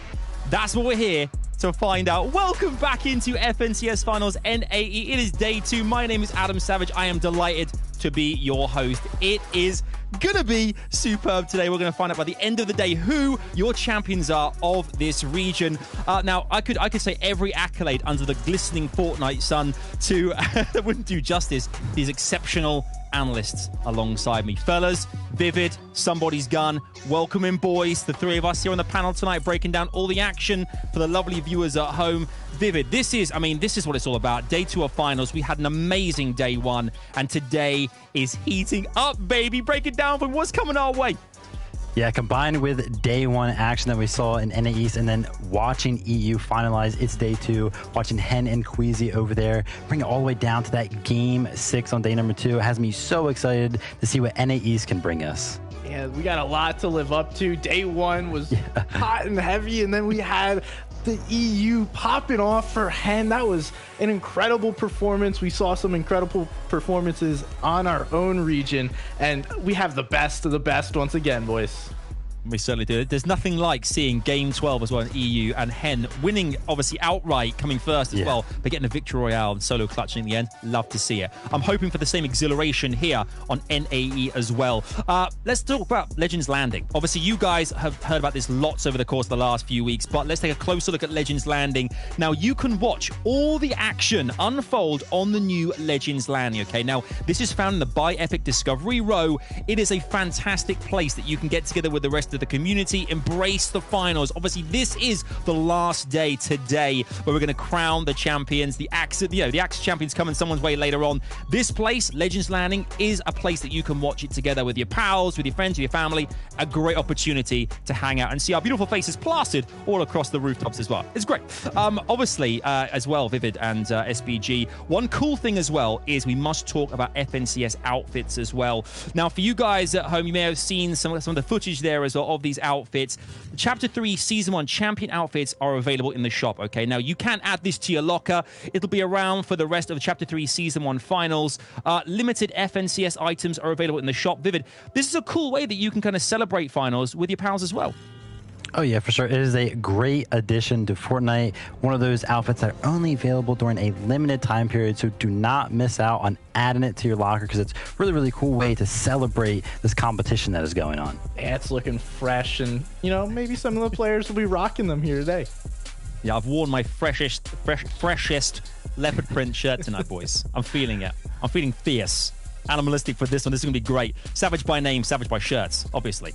Let's talk a bit about the broadcast schedule as well, of course. What's been coming your way over the last few weeks and what is coming your way today as well. Obviously, throw back to our qualifiers. Back in February 18th, 20th, we had the initial teams that qualified through the top 8 from both days, went through the finals, of course, semi-finals as well last weekend, February 25th, 26th, and 27th, where we had that kind of reboot round style. We love to see the victory royales immediately go through, as well as points as well allocated to the top teams who've qualified too. And here we are, 50 duos remain in the competition for finals, March 5th and March 6th. We have obviously March 5th yesterday, day 1, and today, the last day, day 2, March 6th of finals. NAE is going to be mighty exciting indeed. Now, Vivid, the format of this competition as well, it's been loads of fun to see unfold. Walk us through the format we can see on screen now as well. Yeah, so as Adam said, we are day 2 here of the FNCS finals. We're going to take the points that the teams got on day number 2 and the points that they get on day number 2, or day number 1 and day number 2, and add them up, and they're going to be on a cumulative leaderboard, and that is how we would decide our FNCS champions. And, you know, we do have that match point format looming in the distance, but it is a hard one to reach as teams need 500 points and 3 victory royales to reach that. And as we saw over in EU, we only saw around 320 points come out. So I don't think we're going to be hitting that today, but nonetheless, we will crown an FNCS champion.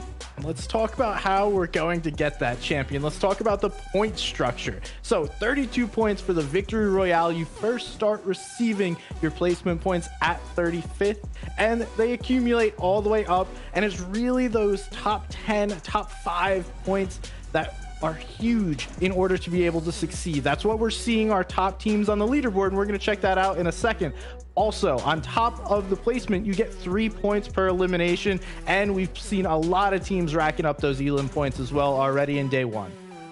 Yeah, it makes a huge difference, the combination of the two there. You can get those placement points, but those eliminations, 3 apiece. Amazing. Let's look at pricing as well. Of course, Acts Champions is great and all, but also the prize pool here at NA East, $637,500. An insane amount of cash up for grabs here, pricing-wise as well, Vivid. Break it down for us, baby. Yeah, I'm looking straight at that top there, $130,000 for our FNCS champs to go along with that nice axe of champions that they will gather. As you can see here, the top 10, you break in that top 10, and the increment at which you increase your prize is just so much. So, you know, we put a lot of focus on who was going to win this today, but these teams that aren't necessarily in this top 10, they really should be fighting their hardest to get in here so that way they can just increase the amount of money that they're going to win, because as these placements go up, it just increases so much, SBG. Yeah, there's so much to play for, and let's talk about what happened yesterday and what our current standings look like. And we had some amazing plays. Obviously, Miro and Buga were able to finish off the day in the top spot. 107 placement points, 27 elims. These guys were the perfect balance of placement plus elims. We saw them playing incredibly well. But also, we have Spade and Chimp, who on the other hand may have been a lesser known team coming into this, yet are right there with the big names of Miro and Buga heading into day 2. Yeah, looking at this stats here, Vivid. Sorry to jump in there, buddy, but looking at the kind of the points there, you can see how close the teams, how congested it is in the top spots there as well. But even the eliminations, like, it seems like it's a real kind of even playing field there. Like, all the different teams in and around the top 8, for instance, especially, have got at least 20 eliminations, and it's so tight as well. It all comes down to placement points. It seems it's so pivotal. Yeah, the top of that leaderboard is very, very close. And honestly, looking at the leaderboard, we saw individual performances, obviously, out of Miro and Buga a lot. We saw individual performances out of Spade. But looking at that, like, top 6, honestly, the duo that I think is highlighted to me with, like, a formulated playstyle was Clicks and Day. I think those are the only ones that we saw success consistently when they were only as a duo. There's other teams that are in that top 5 up there. We all saw individual performances out, but Day and Clicks, on the other hand, they stomped out as a duo because whenever they found a refresh in that 7th or 6th zone, they just ran with it and found so much success off the back of it. And no doubt, and we will likely see them do more of the same today. They've looked a lot more structured in these end games, and hey, Adam, you know, I'm sure we're going to be talking about them here a little bit more in a second. I have no doubt in my mind we will. Ahead of that, though, obviously, we love to hear from our players. One player that was particularly exciting to watch last weekend in semis, qualified day 3, was Cease. Here's a closer look, a chat to Cease, all about FNCS and this incredible finals. All right, what's going on, Fortnite fam? Today I'm in the lobby with Cease. How are you getting on today? Simple one to start it off. I'm doing pretty good. Perfect. That's what we like to hear. So I'm going to go with a bit of a wild card to start things off with here. Assuming the entire world was a 0 ping single region, who would you want to duo with? I'd probably want to do it with Volks because he's a funny man. He's OCE, and yeah, I've hung out with him a bunch of times. Another weird one. Time travel your current skill back to the 2019 Solo World Cup. Where are you placing? I don't think I put much more than like a couple hours into practicing for solos because I was so focused on duos, and duos was of course the day before, so I was already excited. I was like, I already did. So what can I do? So I literally landed at the most shambles spot ever. If I could change anything, I would probably just land the block. What would be the first and best piece of advice you'd give someone who's kind of new, starting to get into the competitive scene now and just starting to improve their kind of Fortnite competitive placement? If you place top 15 in a cash cup, take that $200, whatever it is, and put it aside. If you get top 10 in the grand finals, just put that aside for a new computer or for a new mouse that you've been wanting or whatever. Like, invest in yourself. That's exactly what I did. Like, my 2 teammates in the last FNCS were on the worst computers possible. I got them new computers for the Grand Royale, and look what happened. I think we made double what we made in the last FNCS. Where do you rate yourself on the greatest of all time, the GOAT list? I think right now, I probably put myself, within the top 25. But I think after this year, I'll be, back into the top 10, top 5. There's a lot of money to play for when it comes for a lot of these finals, and there's a lot of stress involved in that too. Are you planning anything in particular with your mindset? I don't think I had any nerves at World Cup. Like, I literally at duos, and I can tell because we were so prepared and we had a game plan knocked out. But then it came to solos, and I was extremely nervous because I had nothing, and I was by myself, and so like now into trios, it's like. This last FNCS, I had so much prepared. I knew exactly what our game plan was. I knew what we were going to do, and we knocked it out. You already mentioned earlier your favorite game mode is duos in particular. What's your least favorite game? Well, duos is always like a part of the game, but when trios came out, I was like, oh, no way, a year of trios. I hate it. Now we're on the duos. I'm like, no, trios is gone. I want trios. And so I always didn't like squads, and I'm guessing if squads got announced for a year or however long, I would be like, I'd hate it, but then by the end of the year, I'd love it. So it's just like, I don't really know. I think squads right now, but who knows? Maybe it's probably solos, honestly. Thank you very much for your time, Cease. It's very, very, very appreciated here. Where can the people find you? At Cease on everything. That's just my handle across all socials. So just stay in touch. Fantastic. Thank you very much for your time. Thank you.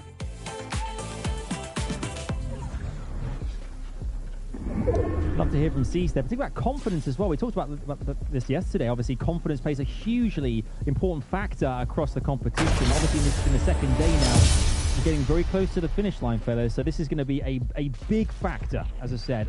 Let's talk about some of our duos in question as well. Obviously, we saw loads of them in action yesterday, and we're going to see them again today, and can't wait to get things kicked off very shortly. Firstly, Jamper and Dukes here. Oh, guys, yesterday, first 3 games, Vivid, back-to-back third places in the first 3 games. That is, and B, if they can replicate that today, they are in for a very, very decent ride indeed. Yeah, Jamper and Duke definitely have to be happy with how they performed yesterday. You did highlight there that the first 3 games, they got 3rd place in every single one of those. And they got 7th, and they got a 40th and a 14th. So they were definitely coming out strong at the start of the day number 1, but they did not end too well, but that's okay because we do have a second day, so if they can start it just like they started day number 1, then they should be really good spot on the leaderboard. And I think a lot of their success came from the early rotates, using the vehicles to get ahead of zones, and then picking those priority positions on top of hills, which allowed them to get that surge and then funnel all that down through the rest of the game. Didn't see that happen over the back half, so likely they need to go back to their roots like what they did in the first couple of games. Yeah, another team as well who, if we see the same thing as we did yesterday, it's going to be very, very interesting.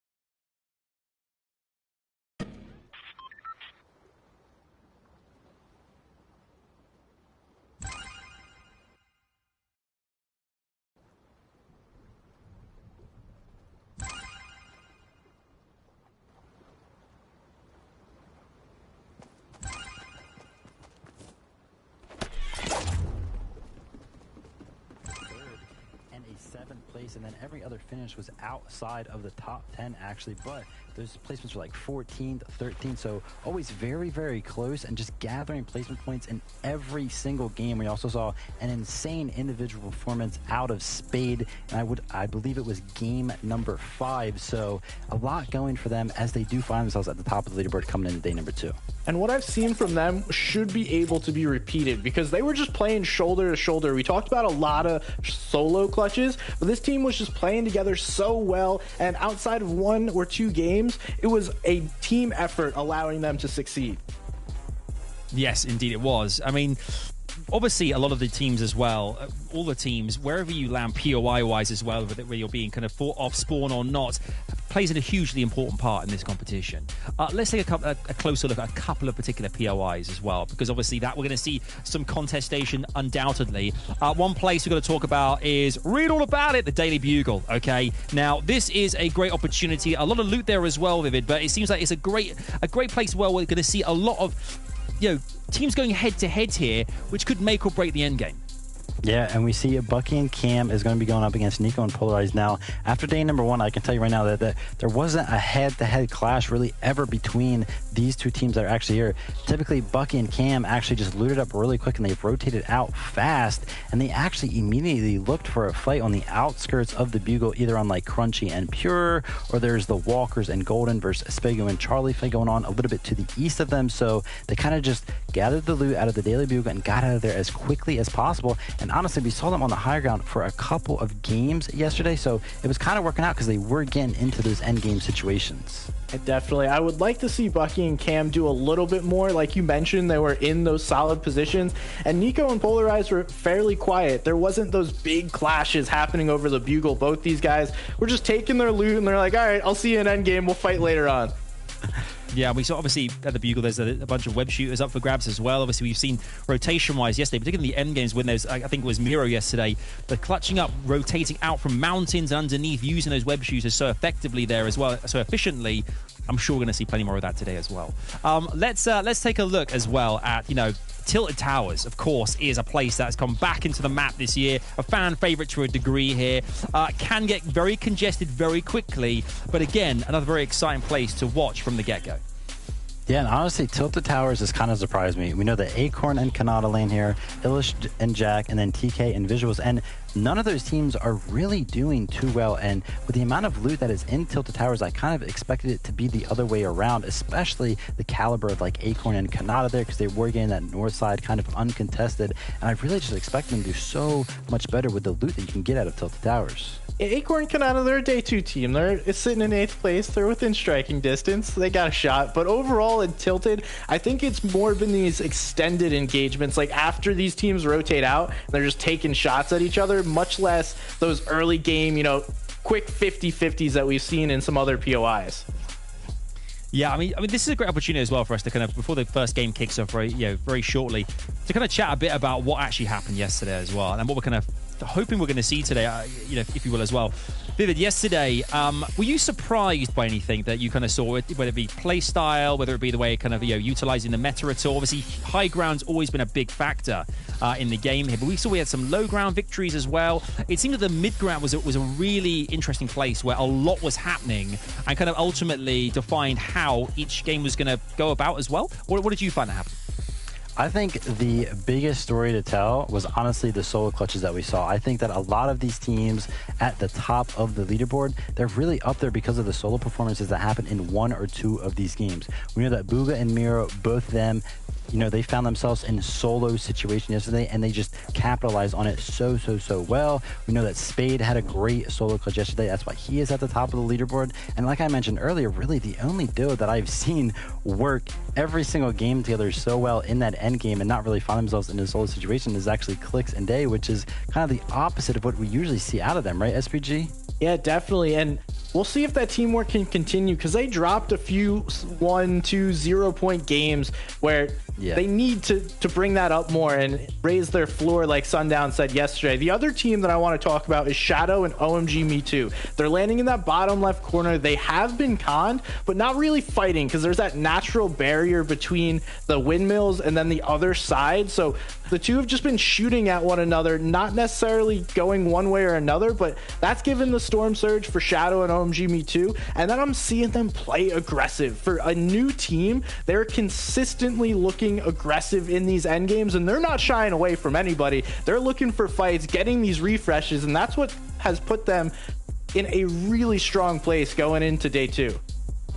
Yeah, I mean, there are so many teams we could highlight here as well, lads. I mean, for me, Aegis and Rise comes to mind as well. Yesterday, we saw a lot of times that they tried to play for high ground, try to dominate up top, but then suddenly realized, wait, we're running out of mats pretty fast here. Rather than kind of holding steady, let's come a bit, closer together. Let's reunite, because when you get separated from your teammate as well, it can make things very difficult, particularly when it gets so anarchic towards the end of each game. So great to see the kind of the communications there, the IGL working hard to kind of bring the team back together again. Obviously, getting them over the line because they're in contention now as well. So great to see that too. But obviously, looking at today as well, we've got Booger and Miro sat at the top here. Obviously, we've had these teams here, a team here that has obviously won multiple competitions, a World Cup winner, as well as FNCS current champions as well here. Obviously, other teams will be looking at them thinking, how exactly are we going to take that first position there as well? Vivid, today, how do they go about doing that? Like, it's a very open question here, but overnight, obviously, teams talking. What do you think today they're going to do? What happened reviewing those VODs last night that will change today for some of our teams? I think if it's anything, we saw a lot of teams go for the high ground and they just didn't have the resources necessary to continue that high ground domination like we saw Bucky and Cam. They can never really hold it, even though we found them up there a lot of times. But it's just, you got to manage your resources better coming into day number 2, because you do have the preparation that you found from day 1, and you can use that experience in day number 2. And the key piece is, the zones are longer, the distances are longer, the time is longer. So rather than what we saw last season, players have to extend these zones even more, and without getting refreshes, it's just not possible to hold from 5th zone all the way into the end of the game unless you have a Harpoon or the Spider-Man web shooters. Good point. Good points, boys. Obviously, before we get into game 1, which is right around the corner, okay, we've got of course got our predictions from yesterday. We need to look at these again and see exactly how we're currently faring as well before going into this. You guys at home love this as well, and by all means, play along on us for socials. Myself here, Booger and Miro, I got lucky. What can I say? I got very lucky. They're in first place right now, 188 points. It was a good day yesterday, but can they hold out and continue that? Vivid, talk us through Stretch and Commandment. Yeah, me and MDF are going to be hoping that Stretch and Commandment perform a little bit better today. They are sitting right now in 13th place with 113th points, so about 70 points behind first place, but a lot to play for today, and they got to improve on their play style. And like I said, Acorn Kanata, they're a day 2 team. They're going to lock it in and finish up on top, at least I hope so, as well as Sundown sticking with his guys, Pamstu and Fatch. They're sitting in 16th, also in striking distance to make a run here on day 2. Yeah, go on, Pamsto and Fatch. I love the Sundown, literally week on week, has been championing these guys. It could happen. It's still, I think they're in 16th right now. Anything's possible on FNCS Finals NAE. We know this time after time. Again and again, we've seen that happen. It is time for game 1. We are going to be heading into the action right here. The final act is upon us. Let's head over to the almighty MDF and Sundown to jump into the action for us. Fellas, over to you. Let's do it, boys. Thank you so much, Adam, Vivid, and SBG. And what's up, Fortnite fam? My name's Sundown, joined by Monster D-Face to call the final 6 matches here in NA East. And Monster, as they broke it down, the top of the table is real tight. Oh man, it's getting really, really close up there. You see what separates the competition is really coming down to placement points, who can make end games. And we all know day 2 is always the much more difficult day as teams start to assess what went wrong in the previous day. New strategies begin to come out. You just need to hope and pray it doesn't affect your performance and your strat, right? The route that you've created coming out of day 1. Yeah, you have to be able to buckle down, because as we've seen, and I feel like it's in duos in particular, where teams will really hit the vase. They'll go back and say, hey, this spot of the map is open, or this team rotates really early and we can grab some of their loot and maybe ambush them afterward. And we've seen some really varying performances from day 1 to day 2, where teams have, I don't want to say come out of nowhere, but strung together 3 or 4 games and really put themselves in contention. But right now, my eyes are on the top of that leaderboard, because they're separated by a couple of elims here and there. Yeah, definitely. It all comes down to this last game here, or this final set of games. Let's get ahead and jump on this battle bus because it sounds like it's ready.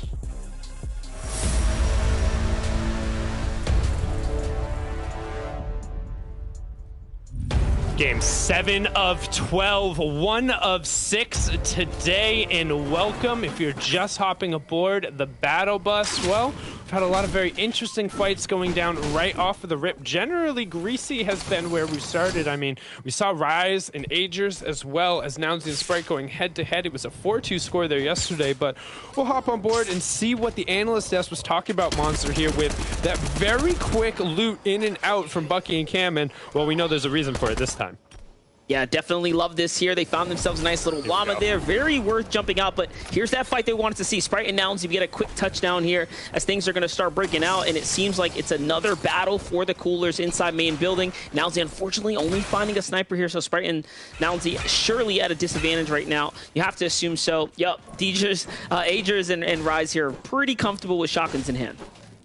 Yeah, I mean, that auto shotgun, we've talked about how strong it can be, particularly early on when your opponents don't necessarily have that maximum amount of HP, and getting the slightly better drop and controlling the interior of that main house has given them just the infinitely better loot so far. And you can see, actually, Sprite and Nounsy don't have any shields. And this is the way you want to play this. They make quick do of getting their HP up, and now comes the full push on inside. Can you get them before they start to situate? That's a great tag there and a shield crack. That's going to be all the confidence that they're going to need to go ahead and want to push this fight in. Sprite trying to play the pillar here, but it's a cheeky angle for Nounsy up top. He finds that one too, and just like that, they find themselves quick 6 points here, cleaning up Greasy Grove, now having the entire POI to themselves. Yeah, and for those of you who are just joining us, did not follow those fights yesterday, the score now is 5-2. Agers and Rise have the advantage. However, you might think, why do they keep taking this fight? Well, whoever has won that fight has done exceptionally well in every single game. They've made it all the way through the end. They've been able to get off points, but they are both just ramming their heads into each other there. And it's been relatively close. 4-2 coming in today, 5-2 to start. We'll keep an eye on kind of how that ends up turning out as we take a look at some of our other teams up the top and what's going on with them. Looking pretty good right now. This is their draw spot. They have it completely to themselves. As we know, they tend to do just this, right? You max out your metal, and then they play for prime positioning to the top of the analyst table's point, though. It's about getting out quickly and playing for those big drops. They did well in the first 3 games. On over to the Covert Cavern, though. Seems like you have some action to kind of fill in this early game void. Mind you, these are teams that need to have exceptional day 2s right now if they want to stay in the competition and, you know, earn themselves some big prizing, because there's a lot to fight for, right? We can see teams truly jump their way up into those additional prizings, especially if you can get inside the top 10. Yeah, and don't forget, just because you're not at the top, we still have 6 games of Fortnite to be played. A lot can change, and there's still money on the line for those additional placements. We saw the breakdown at the top.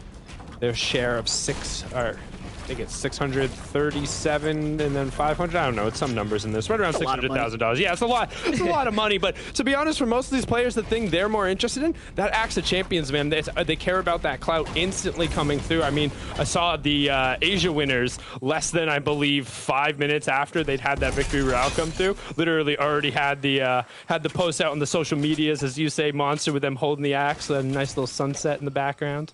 Yeah, gotta flex it out, man. Gotta show it off. That's what it's all about. The money's nice, but the legacy, right? The story that you build, becoming kind of engraved in that roster of FNCS champions is everything to these players, and that unique cosmetic, man, you can't hide it. Yeah, and engraved also in Legends Landing. If you haven't had the opportunity to check it out, make sure you check it out in-game. It's a place where you can get the box fight-ins. You can earn the drops if you're just hanging out in there, watching in there. You can end up checking out the mannequins, some of the outfits that are in there, and as well as, you know, catching all the action. So we're going to catch the action. Knifer and Violet, very interesting team. Currently, I would say the gatekeepers to the top 5, sitting in 5th right now. You can see on the top right-hand side, OMG, Me2, and Violet are the only players in the top 10 who are competing in their first NAE FNCS final, and so far, they've had a pretty good showing of it. Yeah, definitely. I mean, being inside the top 5 coming out of a day 1 performance is absolutely phenomenal. All you have to do is continue to remain consistent, which their draw spot can provide just that. You know, I mean, talk about limiting any kind of factors that can, you know, alter your gameplay. Having a llama consistently is definitely the big play for Milks and Rhythm. They're trying to find themselves a nice little Storm Surge trade here. I think a few tags, okay, onto 20 and reciprocal. They're going to go and back off. Not enough for them to fully commit or anything, but these are very, you know, imperative and crucial tags to staying in the game for the long run. Yeah, it looks like we're going pretty far south. One of the things on that northern part of the map are generally almost anywhere if you're committing to the outside in that rotation. While there is a solid amount of loot there, especially if you kind of hop in the boats and chain some of those fishing spots together, the sight lines from the players who are on the interior are absurd. If they're able to get an MK7, they can always just basically do a quick 180, throw some shots your way, and you're constantly just having to eat in some of those materials you're farming to just even cover yourself. And you saw just how they were getting those shields constantly chipped out, but we're gonna hop on over. 33 users, Man City threats, making sure they get the chonkers onto the Whiplash. A little bit extra mobility when moving around the map. Yeah, for a second there, I was wondering where is this teammate, but he is just south of him. So they're starting to split up here. Stretch and Commandment have a long way to fight their way into the top 5 if they want to start pursuing that big, heavy placement position by the time this is all over. But being inside the top 13 is not bad by any means. I figure if you can break into that triple-digit mark, I mean, you've sort of done the hard part for day 1, right? It keeps you very much in the game. You just have to have a great day 2. And, I mean, they're on track so far. Take a look at the loadouts here. Very strongly positioned as well, right in between several teams that have to make a move on through. So, you know, they can take fights like this. Look for these exchanges and these trade shots. Yeah, so if in terms of the points, looking at the bottom left-hand corner, our current leaders coming to the match, we're sitting at 188. One thing to note, though, minus the 2 victory royales on clicks in day yesterday, a lot of our points are really spread out, and that's where they got majority of theirs. So what does that mean? A team who ends up winning normally is gaining right around 50 points. It's 32 for the win. Give them 6 eliminations times 3. That's another 18. So 50 points going in there. If you're able to kind of get that 50-point game, so say if Stretch and Commandment were able to get a W here, and then a couple of the top teams drop down, all of a sudden they go from 13th to right into that top 5, maybe top 7 conversation. And all of a sudden, Monster, if coming into this day number 2, you chain together 2 pretty solid games like we saw yesterday from Jamper and Dukes right off of the start, that adds up super quickly.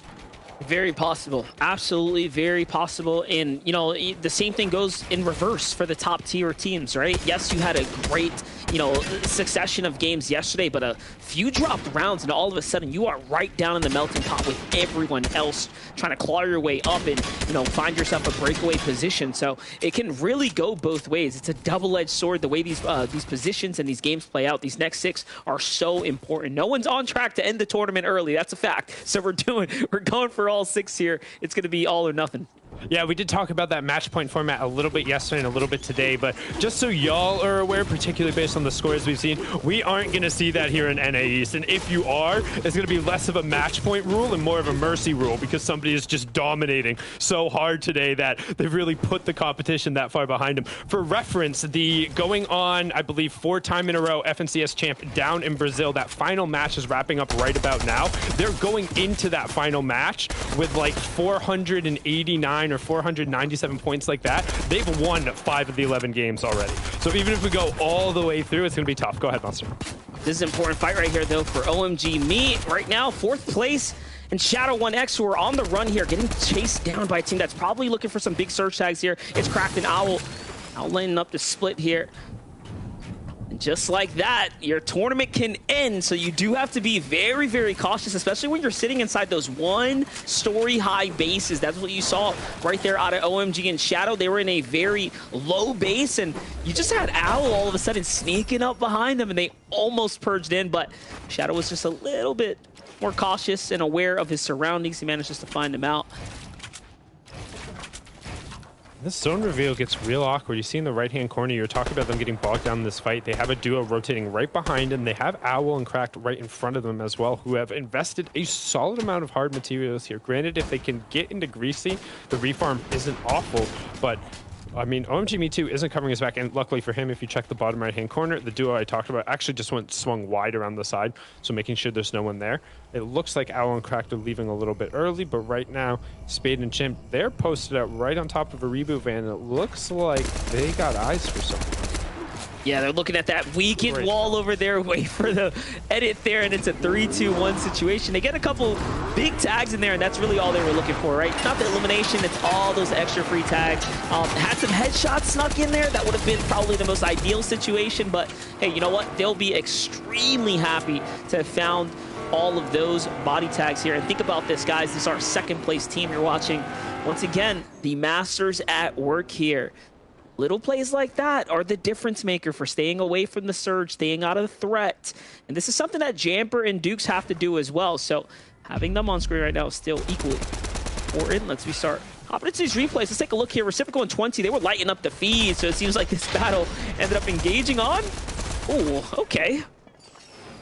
Some great shots from Reciprocal right there. That 150 close range, being able to get that. And that's just the advantage. We've talked about it, how we see a lot of players similar to what Miro has right now in his inventory, rocking that SMG plus whatever rifle you come across. And actually seeing probably more of an edge towards a Ranger than we'd seen during the qualifiers, was players recognizing just how valuable not having that really abrupt damage fall off can be.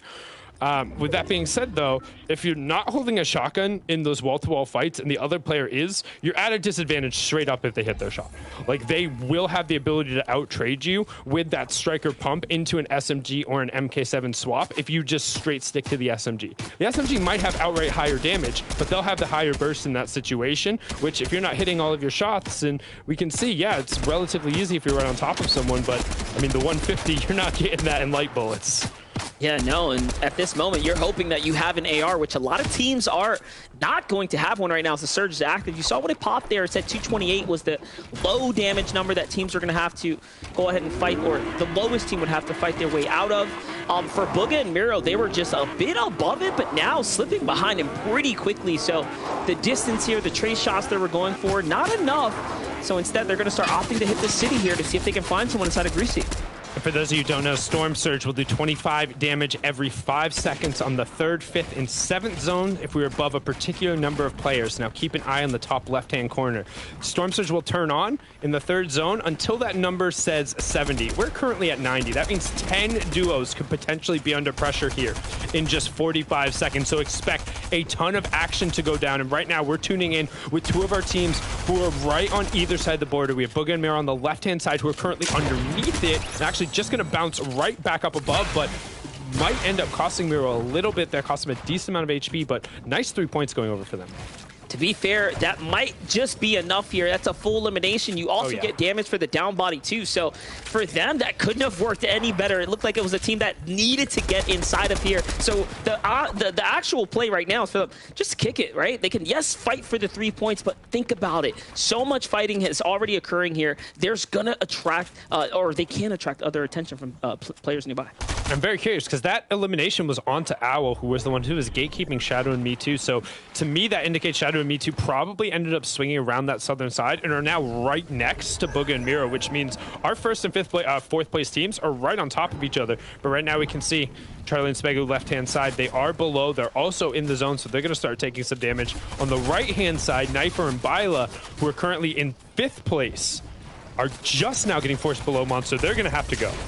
Yeah, they're going to have to get active here. 5 more players have to go down. There's a duo in front of them. Lucky for them, this is a fight that they can definitely take. Looks like he was attempting to set the floor. Oh, no, never mind. That was the spicy chug splash. So they're willing to commit here. That's the speed pickup and also to get them that quick HP here so they don't have to slow down. Looks for the enemy edit, but doesn't come through. Instead, it comes from the top there. This is on to Spade and Chimp. Big fight going down right now. 5th and 2nd place going toe-to-toe for Storm Surge. Knifer, one more tag away. Can Byla find one there? And no, unfortunately, he does not. Down goes Knifer. Byla should be next into the box and just gift it up to Chimp and Spade. Served on a platter. And just like that, 6 points in a top team falls in game number 7. And they fall directly to another team who's competing with them on the leaderboard. And honestly, I think if both the Elim credits ended up going over to Spade and Chimp, that's going to put them just a couple points behind Bugha and Miro. Didn't look like they picked up any additional Elims there, but they weren't under pressure. We're going to swing on over to Peterbot and Quanti, who, while 72 damage above that threshold, one duo is being hit. They are very center and stacked with a nice little group of duos who are there right now. Yeah, big group of duos here. Have to be super cautious, but Crunchy and Pure on the other side. Right now, make a little rotate, 38 damage below.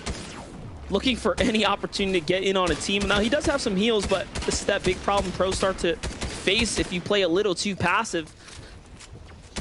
Everyone's already based up. It's going to be really difficult for you to find anyone, and that's the single player between Crunchy and Pure here who are below the surge. 5 damage below. All it's going to take is a little tag, and it'll suddenly exchange hands to someone else.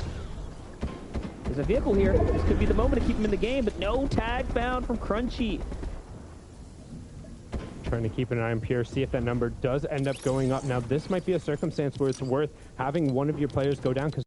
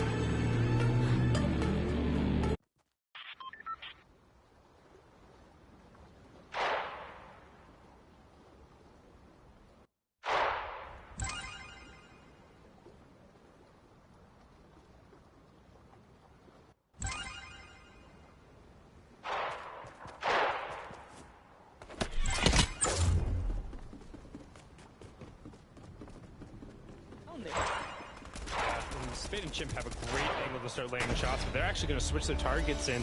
I think it makes sense to put a little bit more pressure on the team underneath. You can kind of get the team above saying, hey, you guys see what's going on here? You can get a part of this. And if you're able to make a team defend from two different angles, from above and from a side, that's how you start having shots end up weaving in.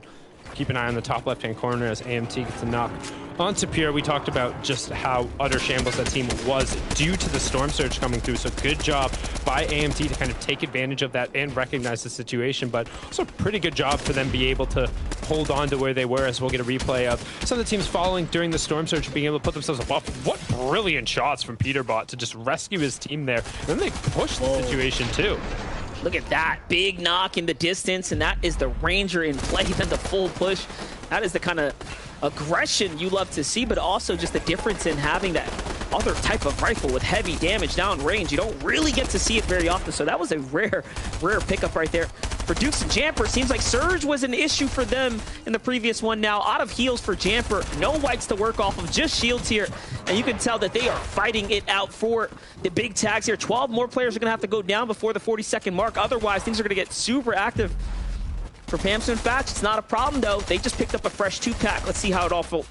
Yeah, keeping an eye on the French-Canadian pair, pushing down in here, getting the shots in. And honestly, that was pretty impressive there. You can tell MIH Moo a little bit frustrated, but really good job from them being able to kind of get all that excess loot. And the benefit here, Monster, actually, we're going to pause for a second, as they're below Surge. You see that 40 below on that side, and Cracked and Owl are also below. That's on the right-hand part of your screen. So the duos are going to need to get active. They got 10 seconds till it starts going. So despite having 4 eliminations, yes, they are just barely able to get themselves back above. Look at this, Cracked once again getting pushed in here. You saw him struggle on the rotate on in, uses Mythic Web Slingers to get to this position, all of a sudden lost his shield, and now having to fend for himself and defend back. 2v1 situation, but holding his own to stay in the game. Day is definitely knocked in the feed. That's by the hands of Crack there. And that was that fight we just watched right here. It's because the Surge is active. Clix has to clutch up right now. It's all or nothing here. Here comes the Surge being thrown in, so does the lobby. Cracked ready for the right-hand peek, and just like that, Clix and Day get taken out here. Right behind them is OMG and Shadow. They were also part of that fight there, a factor in the pressure behind Clix and Day. The story, the plot thickens just a little bit as big teams start to clash here. Yeah, the plot thickens, but if you're Clix, the plot really sickens there. That's a tough situation where they were pinned down. They felt like they're doing okay. They're fighting hip to hip, but Cracked had no decision. He had to go, and his aggression actually forced Storm Surge back down onto them. So getting the knock on today, then plus having the Surge comes through, just a little bit too much pressure for Clix while finding an angle to be able to get the shot. Good defensive play from Cracked. Good rotation from OMG, Me2, and Shadow to get in front of the zone and then be able to about face. They're going to have an opportunity to range some shots down, because if you keep an eye on the bottom right-hand corner, there's still a decent number of teams who need to rotate. Yeah, right now, Shadow and OMG, one of the few teams inside the top 5 still standing right now, as other teams are beginning to pretty much get broken down there. Here's Booga, here's Miro, still alive right now. Users as a solo, sitting up above. Miro, Booga start to look up right now, trying to see if they can find the floorboard to bring them down. Yes, they do single out Users floor right there, but no catch. They threw the rod out. Nothing came back. Needed better bait in that situation. Monster didn't put a big enough worm on the line there, but we see Pamstow picking up another one. They're eating good tonight. You can see their cooler's plenty stocked full. They'll be tossing those on the grill and hoping to keeping it rolling right now. So we're going to swing on over. Second place team still up on their feet right now, which they were our leaders coming in. We saw Chimp actually pick up another Elim. It looks like they've just barely edged out the lead right now. Chimp himself doing it with 3 Elims, Monster. They're 2 points clear of them. Another thing to mention, Iamzo and DJ finally making an end game after their strong start, bad fizzle out. So this is that day 2 performance we're looking out for. Those are the teams that have that opportunity to come back. This is what makes FNCS Final 2-day format so exciting here. You never really know who's going to continue to keep themselves in the game here. For Chimp and Spade, though, they're trying to do everything now. Shred to pieces on the rotate through, held to the storm behind him. He has to bulldoze his way in, and it's not going to be enough. Spade also focused on the back half. It's not looking good here as he is down to 9 HP. Just a few damage above here. Is there enough in the magazine to get the Elim? Doesn't look like it. Back to the storm he goes. A little bit of a misplay there, and he gets ticked out. On high ground, though, it's a huge battle in the mid ground. Miro and Booga still holding on, looking very, very good here. And we're into the cascading placement points as well. So each duo that drops is +1 points. Currently up on the high ground, we have Peterbot. Quanti trying to get a little bit ahead to provide the connection. We'll see the swing from Peterbot to go for it. That's on the left side of the screen. On the right side of the screen, we have Miro and Booga in your top right, Dukes and Jamper in your bottom right. You already saw just how delicate the balance is up at the top. Chimp and Spades were able to take it away, but just the placement points going back over to Booga and Miro will put them into first place. Still keeping eyes at the zone. Will pull back, actually going over towards the old build. Is going to pull a little bit out from the space as everyone's looking for a little bit of room right now to operate. We still see Pamstow and Fash up on that mid tarp as well, trying to find a little bit of room. As in the top right-hand corner, we're going to zoom on in, and Miro right on the back, 20 attacks, and that's when the OMG Me Too, he gets taken down. But Miro needs to find that siphon, needs the HP back. He's going to be able to get it. Needs to pop some minis. He's plenty of excess shield, but what he needs is time, and the Iron Wall will buy him that. And you're watching that master play right there. Beautiful job there, noticing, still putting down the cone so he doesn't get caught out there. Shadow 1X tries his best to fend off there and get a trade, but he could not find the tag there. This is a 0 elimination game for him, something we have not seen in any of his day 1 performances. They were really leading the pack with the rest of the top 3 up there with eliminations. This time around, though, things just don't start to fall in the way he was expecting. What's happening up top? It's Quanti and Peterbot, and all of a sudden Peterbot slammed from behind. Kanata and Agers start to swing their way on up, and yes, they have control of height now. Kanata hit him with just the dink of a century. That was a heavy shotgun shot right to the teeth. You heard the sound effect come through, and it's brilliant. It shows you just how good and precise that weapon can be. But Quanti now on the backside of the zone trying to make the plays, and instead he gets popped like a pinata there. Great shot picking him up on the other side by Dukes. He's going to be able to pick up the points, but what we've seen so far from OMG Me Too in Shadow, whether it's in the qualifiers or yesterday, has been these ridiculous individual efforts, and he's getting himself just outside the top 10. Maybe a little bit of a caster's curse there as he goes down to 11th. We're going to swing on over, though, to the World Cup champ and the FNCS owner here in NA East. Miro himself trying to run through, trying to push that point total up as they're up to 215 on the back of 3 limbs and another top 10 performance. But hey, Dukes is cooking as well, and so is Pamstow in the feed. And we're seeing a lot of individuals fall, but that placement count not really come through, so there's solos in play here. Yamto taking out Trashy goes down, Stretch in another endgame, and somehow Stretch and Commandment make their way into the top 10, throw them in that conversation, fighting their way up. Dukes, though, holding on to a dear thread. 5 eliminations is what separates him from Booga and Miro here, as they manage to just edge themselves up. But here, the placement points are going to be the difference now. 5 elims as well for Stretch and Commandment, who own the ultimate low. Not a soul in sight wants to come down to the crypts to mess with the boys down here, but material is gone. Oh no, the river's in play. This is going to become more and more difficult now. Yeah, you can't drop the ultimate low because it will drag you out of that zone. And I mean, we've seen what Sentin ends up doing when he's down in that area. He's so good at fighting just around that area. Excuse me, Stretching Commandment. Apologize. But on the opposite side, we see Fatchy Fishy ends up getting his run ended. But Pamstow says, hello, what's that? No, it's Acorn actually taking advantage of it. He's going to take it down. There's still him and Kanata running through as Booga finds a little bit of space, but no more builds. And we have just a 2v2 to close it out. And it's all veterans, Monster. Kanata and Acorn still alive right now. Booga mixed up down low. So he's one of the few solos in the game here as Miro's completely knocked. Unretrievable. Scented is here with the side angle alongside Cold. Nothing's going to be found there for Booga. He finds the first tag, but this is it. They know better. They close him out, and a huge shot. Cold willing to go head-to-head there, and all of a sudden 10 eliminations for Cold and company. Kanata and Agers, though, trying to close this one out here alongside Acorn. Acorn and Kanata. Beautiful job right there. It's just a 2v2, a clean 2v2. Not only that, they have the mats in the hold here on the edge of the wall, but wait a second. Kanata just gets ripped up. Luckily, Acorn with the better angles closes out strong. And a good job making sure that they had Kanata lower to be able to pressure, but Acorn still securing the victory royale up on the high ground. They will take game number 1 here on day 2 of the Chapter 3 Season 1 FNCS in NA East. And Monster, I mean, there were a lot of elims going down, but I think we're going to see a little bit of separation from our top 2, and then a couple teams who are really going to push themselves back into the conversation. Yeah, definitely. I mean, these are comeback stories right now for Acorn and Kanata. Look at this. They jump up into 5th place. We saw Stretch and Commandment there jump their way on up. Sensen and Cold do the same exact thing, and that was the terrain coming into play there. You saw how that mountain all of a sudden made for the sandwich down low and the colliding of all those players, and just like that, things ended really quickly. We had a full zone of pull in front of us, but the time wasn't there. Yeah, we went from like real quick. I was looking and it was like, oh, 8 players, 4 duos, 2v2v2. Then I looked back and it was a 5 and 3 real quick, and that was all she wrote. But to break down what we might have missed and what happened to the leaderboard, we're going to send it back on over to Adam, Vivid, and SVG. Gentlemen. Yes, great game to start things off here in day 2. We saw so many vets in the end game.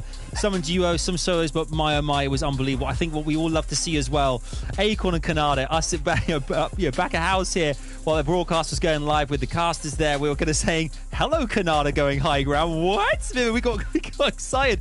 And ending up with 8 eliminations and a victory royale. That is surely going to put those guys at least into the top, I guess, maybe they're the top 10 or so, but what a great start from those boys.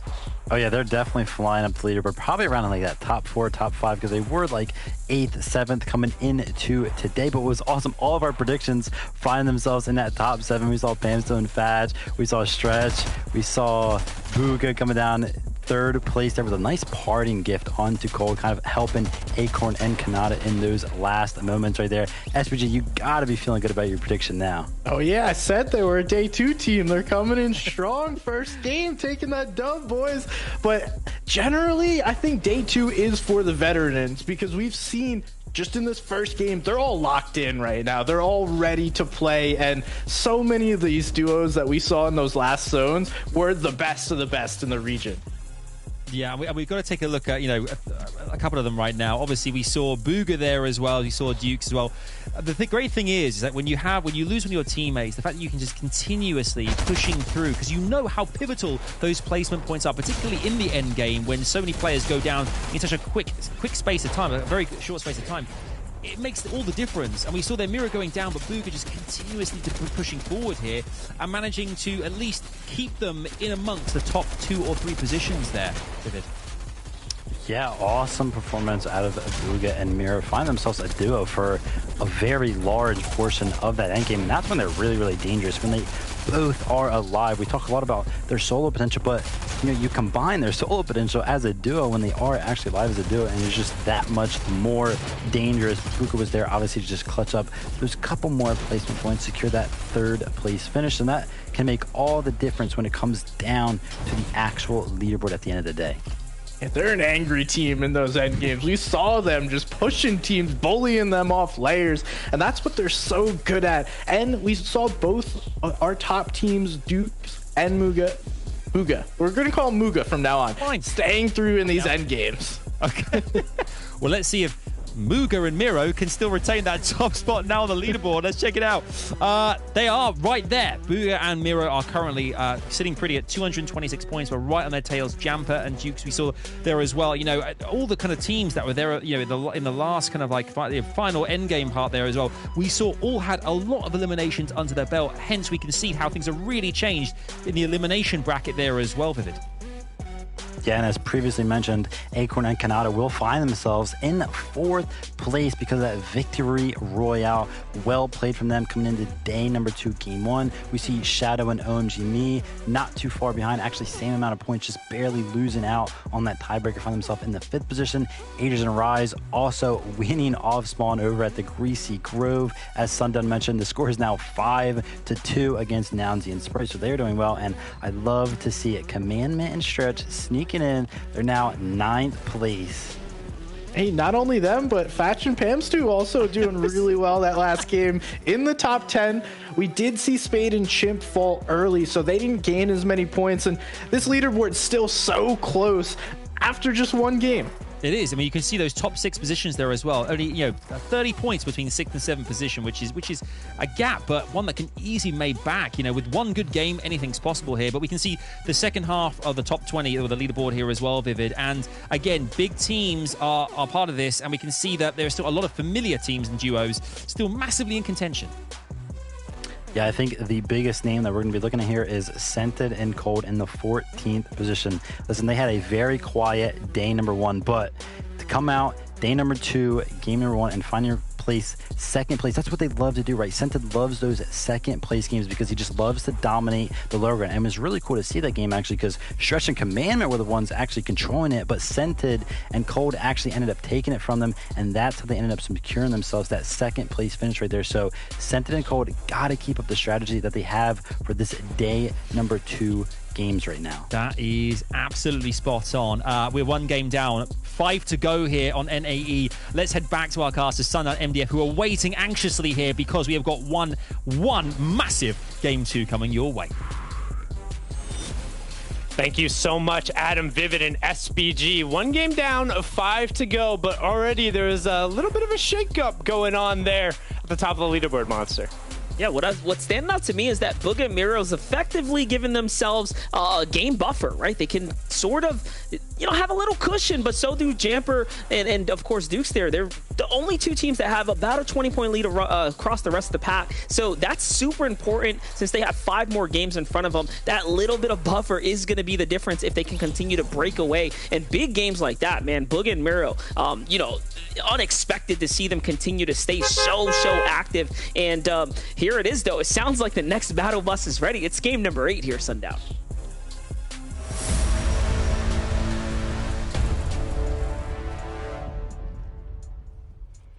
Game 8, and here we go. And the biggest takeaway, Monster, honestly, I feel is that Miro and Booga and Jamper and Dukes were the ones who didn't necessarily have a little bit of a false start after day 1. We kind of looked at that top 4, necessarily maybe the top 5, and we say, hey, there's a little bit of separation from the rest of the pack. Who can keep that going? And after that game number 7, they really are the ones who say, hey, we're the veterans here. We've done it before. We've taken W's in this circumstance, and they're really putting it on the line. But talk about putting it on the line yet again, once more over to the Grove. Different strategy in play, though. Rise is going to go ahead and prioritize the shotgun here, but what in the world? Sprite ends up standing there trying to go for the chest, and that was the... They're trying to go for the chest, and that was the misplay that he's going to be regretting right now. It's a heavy shotgun. It's got the range. It's got everything you need from that sort of distance here. But Agers, wait a second. No! Weapon in hand. And Rise and Agers get turned and burnt on as Nounsy manages to clutch up. That was completely unexpected. Really good job from Nounsy taking advantage of the fact he should have recognized that it was a heavy shotgun plus I think an AR on the opposite side or maybe even just a pickaxe. The thing with the heavy shotgun, if you're not overly precise right off of the bat, those DPS weapons, it's kind of the opposite of what I talked about. It's like, yes, when the heavy shotgun comes through and it hits its shots, as we saw right off of the rip, it was able to just put Sprite immediately out. However, if you don't hit your shots and somebody's able to sit there on the flip side of that, where they have that Stinger SMG, a rare MK, and an epic MK, they're able to turn it around, as we see Macwood and Donnie turning it around a little bit, trying to put their own foot on the gas. Donnie's able to pick up a nice little double for himself there, and we actually see Yamso and Degen go and take the fight to Knifer and Bila, so another little swap-up monster. Big fight right there, and they're still active right now. They should be the 2 little cursors up in the top right going head to head, so pay attention to the feed. We'll see what happens. And just to talk about the Agers and Rise thing one more time, Angels picked up both shotguns, and that was the difference as to, I believe, how Rise didn't have a weapon here. So little things like that, got to be very, very cautious. But on over to degen here. What can they do? The Game 1 winners of the FNCS Finals in top 16, that just shows you how strong of a game they had to continue to keep them in the running, living off the backs of that performance here.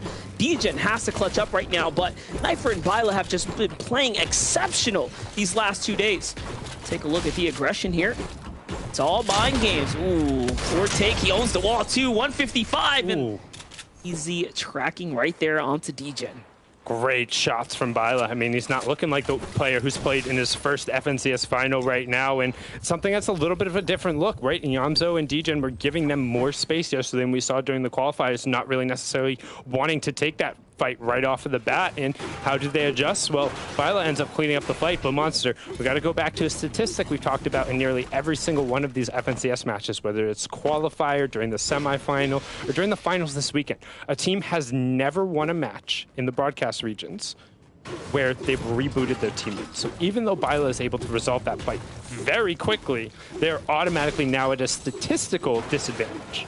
That's right. It's going to make it that much harder. The time loss, the rebound situation, right? You just really are fighting an uphill battle at that point. On over to OMG, who looks like Shadow is picked off on their split Speaking of an uphill battle. Yeah, super unfortunate. Another team that's going to have to fight that same statistical odd right here. Picking up the teammate, trying to stay in the game. And honestly, I mean, I feel like this is a tougher place to play off of. The rotate through here is through Booga and Mero, right? If they want to get into a safety of a pickup area. And it looks like there's a team on the hunt right now. Very much aware of their general position. It's Owl. Yeah, it's being stalked right now by Owl, and we've talked about them being able to kind of get in those matches and being able to go through, and you have to be able to kind of absorb that pressure and push on. But the difference compared to the other fight that we just watched is Mitsu didn't have 2 eliminations, 6 points in Surge in his back pocket. He's running for the hills and pinned, but right now, speaking of pinned, you can see Golden and Walker's being under pressure right now from Cam and Bucky. Can Cam and Bucky end up executing on this? Some good defensive pairing right now from Walkers and Golden. They're actually going to try and push out onto Cam, but Cam, great disengage there, Monster. Yeah, definitely playing nice and smart, but we've seen this before. They play until they have an advantage, and then comes the big push. This is Cam right now, looking for those cones here while Bucky is trying to find the side angle. So very interesting play right now as things start to slow down. Bucky starts to gather the attention. Great tag right there. That heavy shot can throw an edit. You cannot peek that, especially with someone like Bucky, who's going to hit that shot every single time. And now, here's the push that we expected. Cam starts to go in. Take a look at the mechanics right there. Slides and slips right over the wall. Gets a better angle here. Position himself up for the win here. Now comes the swing around. Slowly but surely pushing these opponents back. Trying to push him back, but Walkers and Golden doing a very good job of staying hip to hip, not giving Bucky and Cam the opportunity to push in. And it looks like they're going to say, maybe we bit off a little bit more than we can chew. They're just going to back off and take whatever chip damage they got, recognize that they have things to be able to exit with, and they're going to leave. And honestly, I would say the success of that push, obviously not coming out with any amount of points, is not necessarily the best, but if they were able to get down some damage and allow themselves some form of alleviation from Surge, they're going to be happy with it, as a team who at the start of the day yesterday was doing fantastic with Surge and then struggled a little bit in their game plan. Will swing on board here with Dukes and Jamper, and it looks like already a little bit of a shift in the strategy with them opting to carry a Ranger and an MK rather than the double MKs that we saw yesterday. Yeah, already seen a little bit of an adjustment inside the playstyle. How is this going to end up working out is the real question. We'll get to see that here unfold shortly, but Crunchy and Moon right now. Last game, Surge was definitely an issue. They were one of the teams that were forced into that early box fight on the first Surge warning here. This time around, they're trying to mix it up here, taking the fight to Polarize and Nico. Not looking too hot right now. Both sides are changing shots, but great cone off and ramp right there, but Crunchy is going to be the one who gets punishment. Down on the other side. Ooh, almost hits the shot on Nico. That would have been the knock-defining hit right there. Instead, he gets met with one from behind as he tries to exit out. Moon's going to have to clutch this one up. It's not looking too hot at the moment, but I'll come to big heals. And look at that. They were loaded on heals and weaponry. So this is going to be very, very big for Polarize and Nico as they find themselves effectively a loot llama worth of gear here on the body. And it looks like they're also relatively centered on the zone, and Pure is just going to skedaddle, get out of dodge. He's saying, I want nothing to do with this. And yeah, we have a relatively central zone, so they're not centered to the zone, but they will be in that first safe zone. You can tell with Chonkers being in play kind of right towards that southern part of the circle that we're pretty much right smack dab in the middle of the island, but Booga's crosshair was smack dab on whoever's forehead that was. That was back-to-back-to-back dinks. So important, so important. You hit those headshots when you have the MK7. It has the most damage drop off, right? Like of the AR classes available, the options available. So hitting those headshots is really going to give them the nice buffer that they're going to need. Remember, last game they did kind of teeter on that surge line as well. They had to take a 2-man fight. They did end up winning their box engagement for Awa and Crackdo. Remember, this is the team that was on OMG and Shadow. Could this be them in the crosshair? Possibly, as they're still in this coastal general area. Could have been chasing around the outskirts, but doesn't seem like it. No, that's Jackson Fable Taco. They hit the rift off the side there. I think OMG might have gotten out of dodge. It looked like he was able to rotate all the way around, but I'd assume he's likely going to end up being a non-factor this game, just largely because, well, I don't want to straight write him off because we've seen some ridiculous solo performances out of him, but losing a teammate that early on, then having to deal with Surge as we do peek in there, he's just kind of chilling towards the bottom side, but he does have a relatively good Surge dealing with loadout. I'm not sure that was proper English, but just looking at the amount there, the shield keg will be able to help him. The chug splashes will work, but with 88 players up, he's going to have to look for damage a lot as a solo. Yeah, definitely, and he's probably looking for the pickup right now. So I guess the play is get your teammate up, take a vehicle, push for the dual box fight, see what can come about from it. Anything's possible. These Fortnite kids, though, you never really know how good they are, but Owl and Cracked right now staying in the storm as well. Scented fan here in Chubbs. This is Twix and Chubbs. Currently hanging out just underneath, working on material in the meantime. Trying to make do of a bad situation, I guess, here. And looks like no one wants to move first. Yeah, everyone's just kind of chilling. Like, everyone who's over by this greasy side right now is in the zone. Like, they're all just hanging out. You can see Owl not necessarily wanting to let him advance. And we got some Raptors hanging out in the tall grass right now. That's Dukes and Jampers. But let's take a look at some of the replays, some of the action we might have missed around the map. So here's that initial fight right off the rip.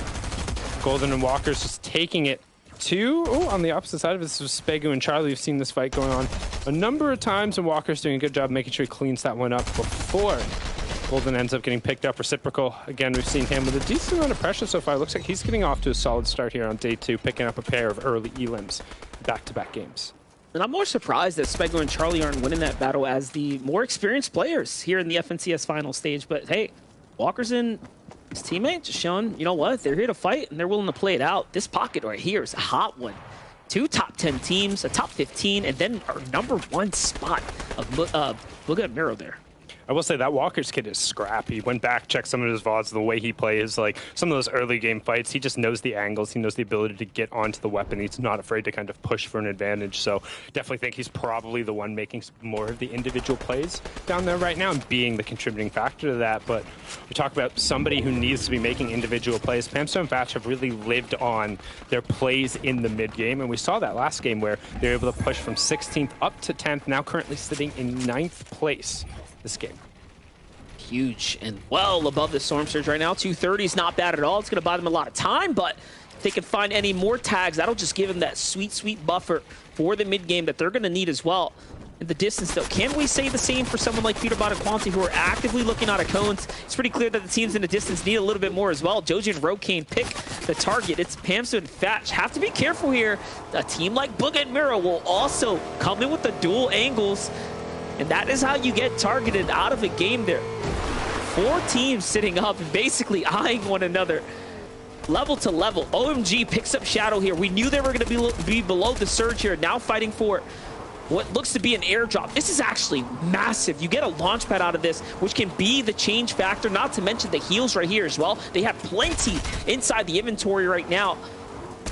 What can they do with this? He's also already sitting in a launch pad, and he has a shield keg, which normally we don't talk a ton about, but it's one of the best things to be able to just outright negate Storm Surge damage, because you can slap it down and you're allowed to still trade while you're gaining shields back. It's one of the few things that enables you to continually trade and not lose out on the time, but the time is ticking. Like we said, keeping it on the bottom right-hand corner. When we get to the third zone close, so in 30 seconds, that 25 damage every 5 seconds will end up coming through, and here comes the push that's on the right side of your screen. On the left side of their screen, our current second place duo, they're under a bunch of pressure, and Jamper opens up and he takes a bunch. Now you can see Shadow, he's committing to it, trying to get wall to wall. They're trying to push in here. My eyes here on the right hand side as we will zoom in with them, and is that Byla underneath them right there? Very, very important fight right now. Illis is in the mix here. Complete different team right now. Illis standing out behind the wall. Shadow doesn't see him though as he sneaks on by. Unfortunately, misses some huge opportunity to find some tags, but they're back on the wall here. Yeah, and they need to get a knock. They need the full damage going through. They're trying to separate this player out, but even in this circumstance, they need to be careful, because if that's just a solo, they're not going to get enough damage, and it was Plague being taken down, but they needed a knock and the damage over the top. They will deploy the shield keg to try and immediately negate some of the damage coming through from the Surge, but they're going to have to open up and try and find some options. What can happen here? So many teams below the Surge right now. It's not looking good by any means. Dukes and Jamper, 17 below, need a couple more tags. OMG and Shadow did do enough to stay alive for a little bit, but all of a sudden, they slipped back another 200 HP below the Surge. 200 more damage. They're sitting on top of this keg here. It's going to buy them a little bit of a window here, but it looks like they're going to have the full commit here. It's fresh wood builds. Yeah, trying to open up, trying to get the spawn, and they do still have Chug Splashes as well as the Chili Chug Splashes. So they'll opt to use the regular ones first, saving the Chili Chug Splashes for the move speed on the rotate. OMG Me Too opens up, finds a couple of tags, but 198, a couple tags isn't going to be enough. However, Duke's on the right-hand side, 1 below, 29 below, 8 below, a couple tags will be enough, but the time will take the bid pop, but it's going to be near instantly negated on the opposite side. The shots are coming through, but they're not quite finding him, trying to peek the team up on the high ground, but they're not putting the foreheads out over the top. It's not visible. The numbers are dropping on the left-hand side. Chimp picking up a pair, Pamso picking up one. Donnie will end up going down, which to me indicates Donnie and Macwin might have also ended up being under pressure. No, the only team who is still being hit, Shadow and Me Too, 178 below. One player needs to go down, but you can see they're having to press forward, trying to throw the rifle shots, but they're going to be forced into the Chili Chug Splashes here. But 70 ticks over. They burn a launch pad super early on. They're separated now, so that's one of their 2 launch pads being burned, but they will take the short pad,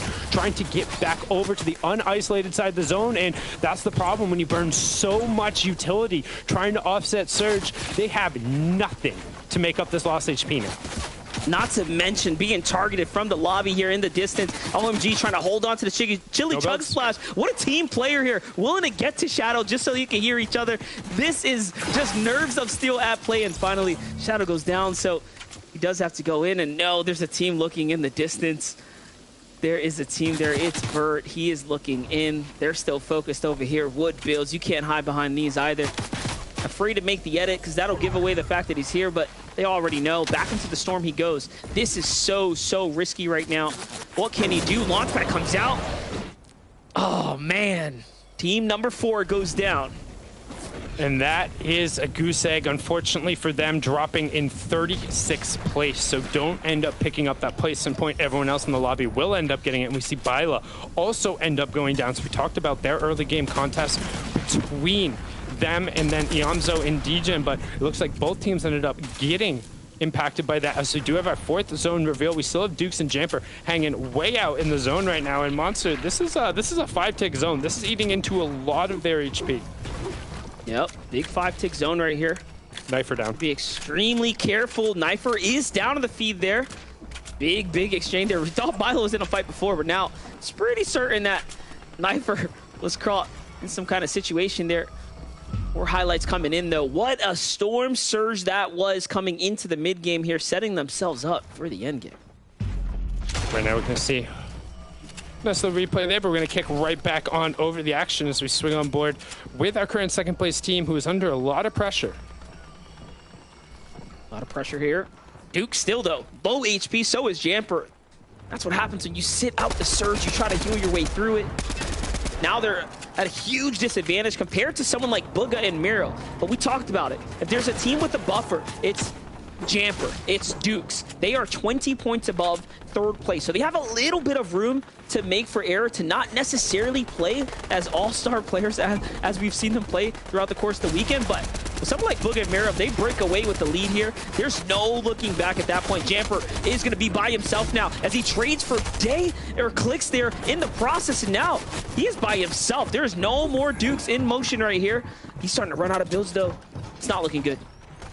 The Duke's been taken down, but right now, Jamper playing the role of the Duchess in distress, trying to find a little bit of room for himself, trying to find some more points. We've talked about it, how they were one of the two teams who didn't necessarily stall from yesterday in the top 4, but instead gets opened up on, and that's all she wrote. That's Clicks going to get a little bit of vengeance there on the opposite side, but now all of a sudden when we look at the leaderboard and the implications, this gives Booga and Miro any points they get here is just going to open up the lead at the top. This is their chance to really put their pedal to the metal and be able to push the rest of the lobby out and put the pressure on them. It's really going to be the difference maker as well.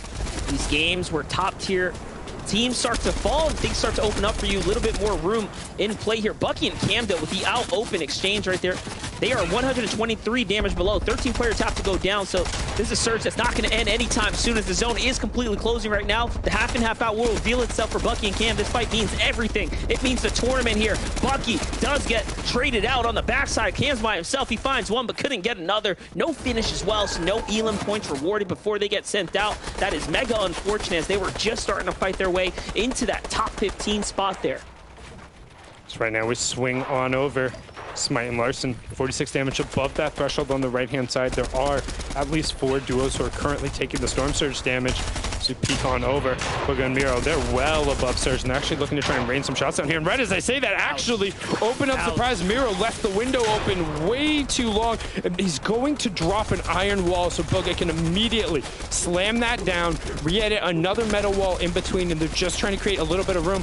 As we see, the fight is still raging all around it, but Npen, he finds where it's through. Booga's able to get the confirmed revive, trying to open an edit on the backside instead. Throws a ramp up there to make sure it's covered. They do have the Chonkers out Whiplash if they want to try and make the rotation, but they have a far bit to go. Trying to open it up, hop in the whip and skirt it across, but they need to be careful. We saw this yesterday, but no, instead, they're good. They're riding Monster. It ends up working out right there, and Booga nerves of steel to stick to revive. The pickup right there in the middle of the action. We saw this before as well. Into the box he goes. Clicks gets pushed out. Mind you, Clicks is a solo there. Luckily, Miro did not find the tracking or the shot there. He was looking for it, though. You saw him stick his body up the vehicle, and all of a sudden, things get exciting, and it was very, very close. Booga and Miro, 0 elims. So my gosh, what an exciting game this one has been for them. Game 8 being an uphill battle right now, and their competition's not here. Second place is not here. There's a lot of room on this leaderboard. There's a lot of room on this leaderboard right now. We're trying to keep an eye on what Spade and Chimp are able to do, as well as we turn back on over to Clicks as a solo here in the 5th zone. Now we are into the top 25, so every single duo that drops will end up being an additional placement points. This is where they're really going to take over, and luckily for Clicks, zone drops right on top of his head. He needed that. Needed that so bad right now. Solo player inside the top 10. You know, 47 builds here. Has a couple heals, though, so he'll be okay for a little bit, but sounds like the floor's being broken out from underneath him, and yes, Vert and crew sniff him out. They recognize someone sitting up here. Sounds like one person walking around the box. Let's go ahead and target it. They take him out. Super unfortunate there, especially when you pull zone. For Kanata and Acorn, though, they are sitting very high in the sky right now. All eyes on the field. This is going to be the information that they're going to gather. It's going to be the most valuable piece of this positioning right now. How far are they into the surge for safety? Just a little bit. They're actually not that good. But this is where a lot of players start to get cut down. The trees start to clear out here. Things begin to open up. Let's see how quickly the lobby starts to empty out. Otherwise, it's going to spell trouble. We do have a slight change in verticality here, which with Booga and Miro getting up at first is going to force everyone else to go over on the wide side. Anticipate a lot of people to go, but yeah, as you said, up on height, Pamstow and Fatch able to pick that up because of the long rotation. Team's unable to take it away, so we're seeing their run from 16th to 10th. Can they push even higher now as they have control in the bottom right-hand corner? Current third place team, Chimp and Spade, trying to make up a little bit of the lost ground that they ended up losing last game. Top right-hand corner, Miro and Booga looking for some space. To see Fatch picking up a knock there and a confirmation onto Quanti, doing a good job of controlling the zone. And where did we pull? We're going to keep pulling away, Monster. Yeah, it's going to continue to slide across the field here, which is going to begin costing players match. You can see Chimp and Spade begin to run out surely, but no, just as I say that, a fresh refresh comes in right there, and it's a big elimination for them. That's going to keep them in the round, and oh my gosh, 300 metal falls from that as well. For Miro, though, he is changing layers. He is on the move here, slowly running out of builds, but it doesn't matter. This is where they start to look for eliminations. High ground. Coast is clear up top. Weather's looking great. It's beautiful. Well, actually, it's a little rainy up here as players start to come on up. The clouds start to come in. Things look a little forecasted, so off he goes. Patch, though, putting up a fight on the way down. Yeah, just spraying some shots, making sure nobody gets too comfortable there. I'm trying to see where Pamso ended up going, but also keep an eye on that left-hand side of the feed as Cold ends up picking up a pair of Savage and Tabne going down. Nico and Polarized up on the high ground. Nico sitting on 4 elims himself right now, just raining shots from above. Canada looking for a little bit of room. Is a solo running through and only has the singular build. Trying to edit, find the backside. Going to jump on top of the cone to change layer. Good job. We'll find some old builds and finds a nice little line here, but with only one build, he's going to look for a shot. He knows there's a player on the opposite side of the wall and still just goes around. He'll find Vert into a box, but unfortunately turns around and gets met with a thundering shotgun shot. As we swing on over, our leaders, they're still leading the way and into yet another top 10. As we see Pamstow get taken down the feed. It's looking great right now, but they're starting to run out of mats here. Big tracking here onto threats. It's a shield crack, but not enough to get the push here. But Booga falls in the process just inside the top 10. He tries to break his teammate down, tries to see if he can pick up some mats. He does, so it's worth it. He actually secures the loot there before anyone else can. That's actually a big change there. It's going to allow him to stay alive for a little bit longer. Cold on the other side, though. No scented in place, so already another solo here. Trying to make do, trying to earn as much points as possible. Can they earn his way into the top 10? Beautiful job by Cold as he finds one. That's a 3-point win onto Jack. Nicely done there, and into the top 10 he goes. He finds someone else in the backside of Stormline. Beautifully done. That's Commandment. This is an important one. He tries to get the Elan, but no, not in time. And all of a sudden now it's up to Miro here. Miro doing a good job of making sure he's running with that med miss, catching up, getting into the zone, into a top 6 now.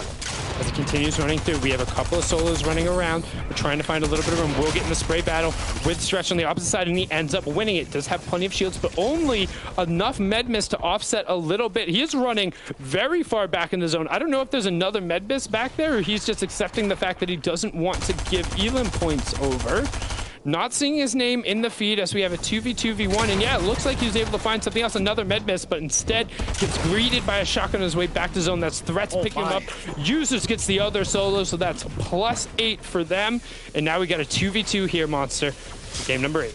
And these huge eliminations are big for Users and Threats. It's going to keep them jumping up the standings right now as they make their way into the top 15. A Victor Royale will be great here, but it's going to be a hard uphill battle as Polarized is definitely comfortable up top right now, but it's what builds.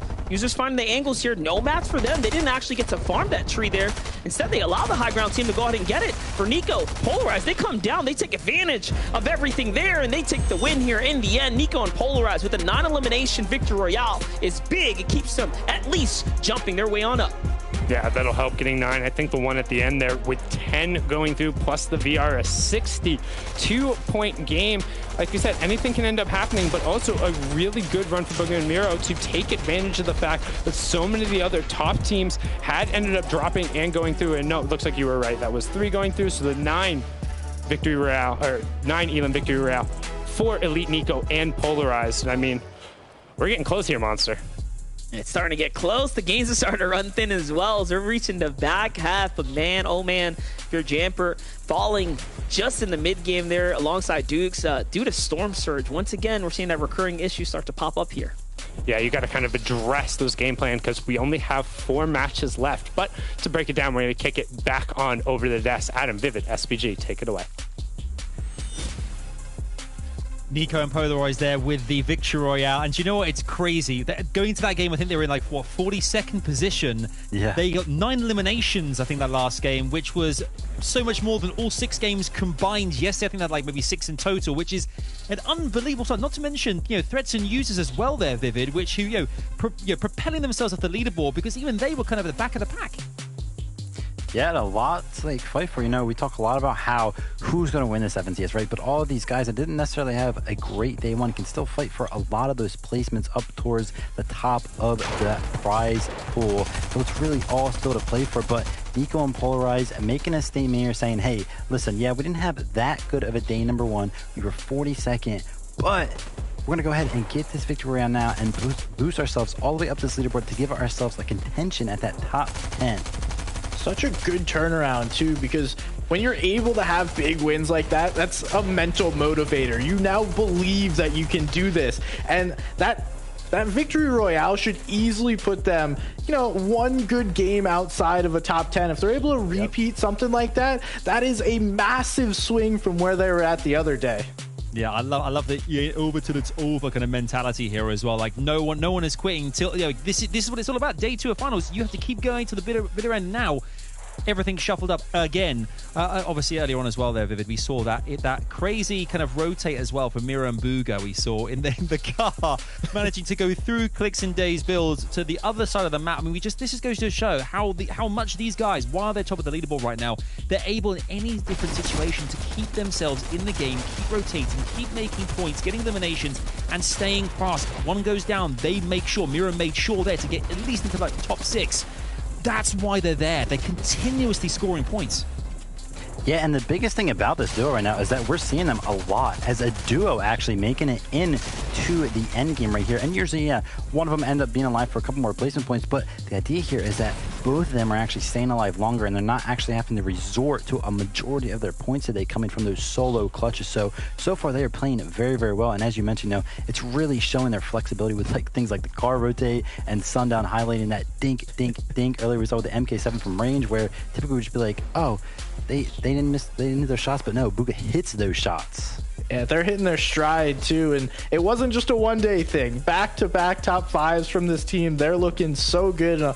Adam, I'm sure they've just padded their lead even more after that game. Yeah, we'll take a look now, actually. Here is the standings after that game. And let's see how things look after Game 8. Game 2 here on Day 2. Mira and Booga remain at the top there as well. And great points made by the fellas as well. Make sure to have a look there at the Storm Surge, because without any eliminations, still Booga and Mira were always above quite substantially as well. That's why they're getting those constant tags in the distance. We can see there 256 points. There's still about 30 points in the lead here, 33 points or so, Vivid. But still, you can see in second and third, joint Spade and Chimp, Jamper and Dukes on 2-2-3. Yeah, and it's crazy right now. The biggest difference being Mira and Booga's consistency. 157 placement points. They do have the best average placement right now out of anybody in the lobby, and it is showing on this leaderboard. And Kanata and Acorn holding down that 4th place spot that they earned last game after getting that victory royale. And I was cheering on Commandment and Scented as they find themselves in 6th place now, because they just picked up a 3rd place finish right there. And Stretch was picking up a lot of elims in the elimination feed.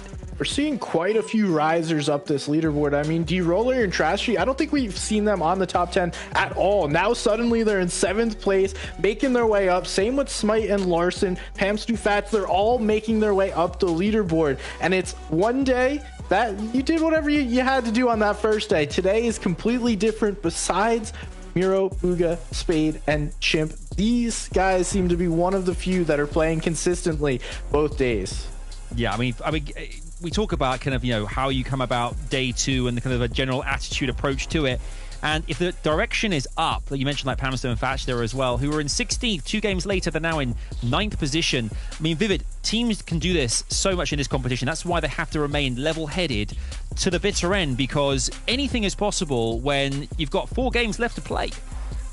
Yeah, and it's awesome to see the changes, right? We haven't really seen any solid high ground strategies yet. It seems like somebody's kind of just finding their way up there. We haven't seen Clicks and Day all too much today. We haven't seen their strategy come into play just yet. So maybe teams have to, be wary of that happening. But everybody just got to keep playing solid, keep Storm Surge in the back of their minds, and continue to play for that end game. Yes, Someone's I was going to say, sorry, SBG, we're literally, the battle bus is about to beep any second, buddy. I got to jump back into the action under the sundown and end up waiting for it. Game 3 is coming your way on Day 2. Let's head over to the casters. Let's do this thing.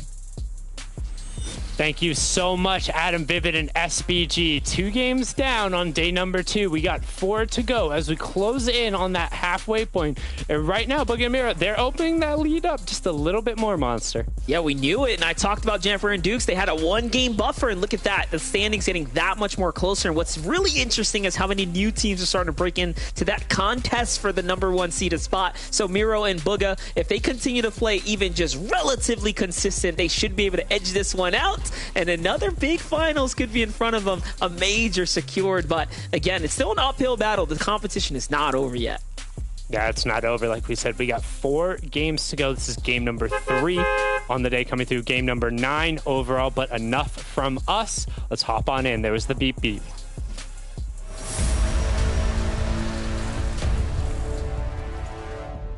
Here we have it, ladies and gentlemen. If you're tuning in, this is game number 9. The battle bus is setting off once again here as players have fought in, day out. This is the day 2. So the restarts have happened. We've seen new strategies come into play. We've seen teams that were playing very well yesterday meet new struggles today, and that's what you expect here in the FNCS final stage, as professional players will always switch things up. They will adjust, unless you're, of course, landing at Greasy Grove, where Sprite and Nounzy up against Rise and Agers have not changed anything at all. They've just gone head-to-head, vehicle versus brick wall. That's the story of Greasy Grove. Honestly, it's just like 2 billy goats or rams just continually butting heads against each other and seeing who has the better drop and seeing how they play it. But it's a really good example of what 2v2 teamwork looks like and how you prioritize what weapons are where. See how they're able to do this. It looks like they're mainly contesting drop right off of the bat. Rise ends up with the quicker weapon there. Will end up picking up the Ranger. Agers does get the uncommon pistol and is immediately going to try and cover and hit the 2 coolers. Unfortunately, only pulls chug splashes from one of them, and will try to group up with Nounzy, but not doing, or try and group up with Rise and get those down. But the pressure being applied from Sprite on the opposite side, and Agers honestly just playing the support role, saying, you do the damage, I'll put down as many chug splashes as I can, able to win them one in the trade. But the auto shotgun on the other side, we've talked about just how strong it can be early, and Sprite puts it to work with not 1 but 2. What is that, 3 games in a row now? We've watched Sprite and Nounzy win the drop here consistently. And just like that, they go from a top 5 down to falling out of 10. Yeah, that one's tough there. I think that puts the score, where are we at overall? I think we're 6-4 maybe now, so closing in on it here. Nope, because that would be 10 times. This is game number 9. I think we're 5-4 going through there. Maybe we'll need to go back, double check, get the final count. So we'll swing on over and see what's going on here at Covert Cavern. It's looking pretty interesting right now. This team's just beginning to set up and settle down. Muzz and Avery are one of the few teams that are contesting this drop here. There is the split. Nosh and Paper there as well. On the other side, though, Duke and Jamper. What can they do to go ahead and adjust their gameplay, combat the fact that they're not finding the surge tags, their strategy? They have been spoiled, essentially, as no one's really been revealing themselves to those mountain fronts they also love to claim. Nice and early there and look for the tags. Even with the adjustment last game, picking up the Ranger, bringing that to the mountain fronts wasn't enough to get them in the clear. Storm Surge has largely been the first contributing factor, and it's no surprise, particularly when you keep an eye on the top left, minus a few very consistent draw fights we've been having. There hasn't been a ton of those mid-game actions. Teams have been able to kind of just sit back and wait and see what's going on. So we do have one of those fights occurring just outside of Tilted right now. As we can see, Jock and Illis trying to put some shots on, trying to put some pressure, but Illis is actually going to take a bunch of excess damage. He didn't really need to there, unfortunately. Some really good shots. Whoever was on the opposite side to pick that one out and take advantage. And Visual's going to keep pressuring here, not giving them a moment to really put on those minis and get together. So good pressure here from Visuals and TK, trying to get in there. Good angle through the window, not exposing himself, using that right-hand peek, but you can see, Monster, they've finally been able to get hip to hip. Yeah, I was going to say that team of the distance actually Acorn and Kanata. They have a contested Tilted Towers, but it seems like the real fight's down here. And they're just kind of idle on the other side, looting up all the big loot that is available. If there are tons and plenty of chests here at Tilted Towers, one of the better overall opportunities to find yourself a launch pad because of all the floor loots. Look at this. Miro and Booga are current game leaders here, point leaders. 256. What a day it has been for this duo right here. Now look at this strat here, trying to see if they can find any coastal rotators besides using the loot. And you notice they leave the vehicles behind and try to keep a low profile. Little do they know it's completely clear down here. Look at all the floor loot.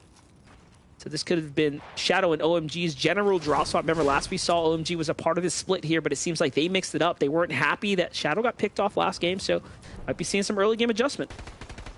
Yeah, trying to find a little bit of space, but we talked about trying to find a little bit of space, and Jamper's not going to do that. He gets taken down and just flown on instantly. Now, Duke's trying to create a little bit of distance, but unfortunately, no excess movement utility from him, so instead, just burning, and I mean burning through his hard materials, trying to find an opportunity to turn. We'll get the opportunity, a good job to get some shield tags down, but Pacifico and 20 were having none of that. Can't believe we just watched our second place team officially eliminated before they can earn any points coming into game number 9. Look at the opener. They had the builds. They were on the natural cover there, and Jamper didn't see it coming. They were focused off in the distance there. And just like that, second place is down and out. Reciprocal and 20 take down 2 of our biggest point contenders for number 1 spot now. So a little bit less for Bugha and Miro to worry about here. Bugha and Miro effectively have got themselves one step closer to potentially being our FNCS champions. Yeah, they get more room, but don't forget that second place spot was more or less occupied by 2 teams who are both sitting there at 223. So both Jamper and Dukes have been taken out. Spade and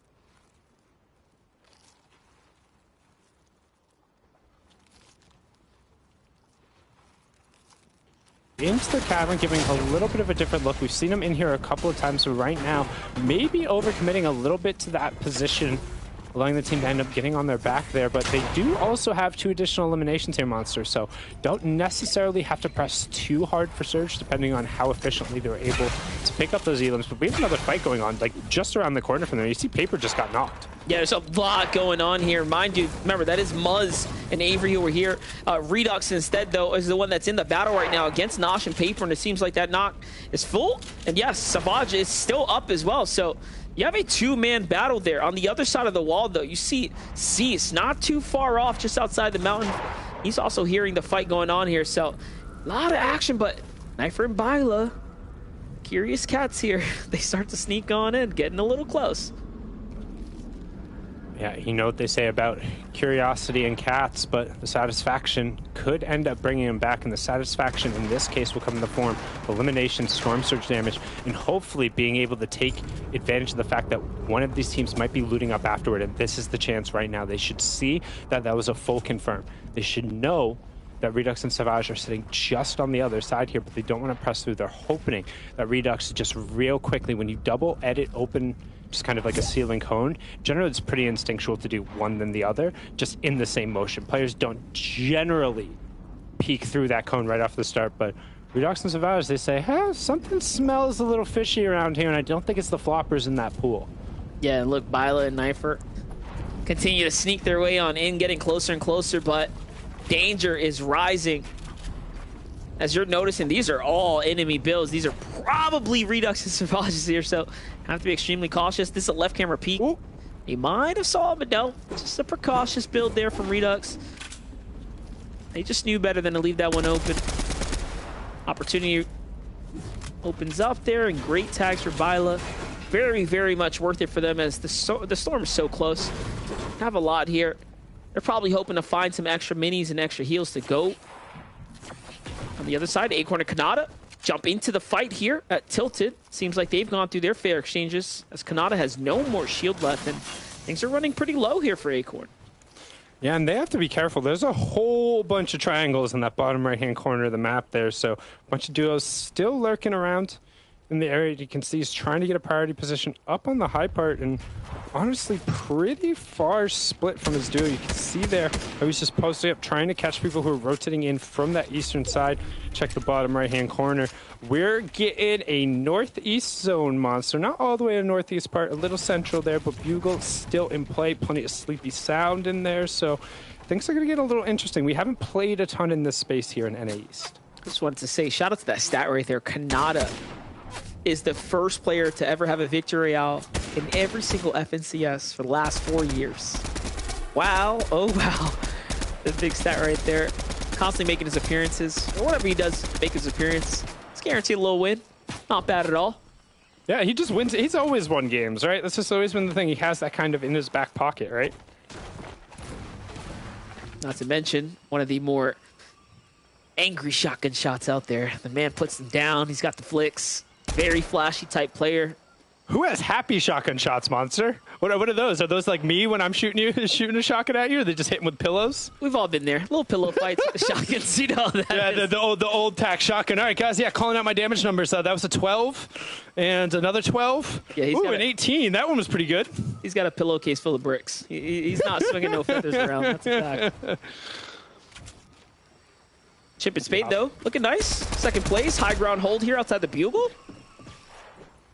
It's a really nice position, particularly for this zone, because anybody who's on that eastern side, you have a sight line on them, right? There's a ton of open space around there, not a bunch of trees to break it up, and not a bunch of change in verticality. So if you're able to pick up one of those MK7s with that red dot sight when you aim down sights, I mean, these players, we've seen them, they just let it rip. You have no problem picking up a couple tags and saying, hey, that's good enough for us, because, again, as you've noticed, minus the initial drops and a couple ambushes here or there, we're chilling. And right as I say that, immediately Jackson takes down Acorn. So that was the split we were talking about, how him and Canada were nowhere near each other, and unfortunately he's going to get taken down immediately. Yeah, he got caught inside Tilted Towers. What we saw there was he had low brick. He was probably caught trying to farm those garages just outside a big main building. And I thought we were going to see that happen. I didn't want to call it out, but seems like it was pretty obvious that one of them were going to get chipped off. And look, Kanata tries to slide on out. They actually changed location here, and now it's a 2v1. They recognize it's time to push here. They're below the surge, so a fight had to happen. It's not looking good for our third place team. Second place is already out. Third has the opportunity here to be sniped out, and there it is. Down they go to the hands of Owl and Cracked. Once again, this is the second time Owl and Cracked have claimed a big team. Just right now, looks like they've claimed bounties on the top of the ladder, and they're going through and picking up that extra gold, saying, I got you, Mr. NPC, no worries. Just swing on over. Creo and Vert looking for a little space. Currently 105 above, largely thanks to the Elim that Vert was able to pick up. Pretty decent loadout, too. Rockin' the rare MK7 as well as the rare Stinger SMG. Looks like they might try and sneak up right next to this base, and instead, no, just going to box up with some brick next to it. Say, howdy, neighbors. You got a nice sightline. Mind if we share it? Share indeed. They're just going to have to right now, as Surge is definitely active. Players are looking and active everywhere.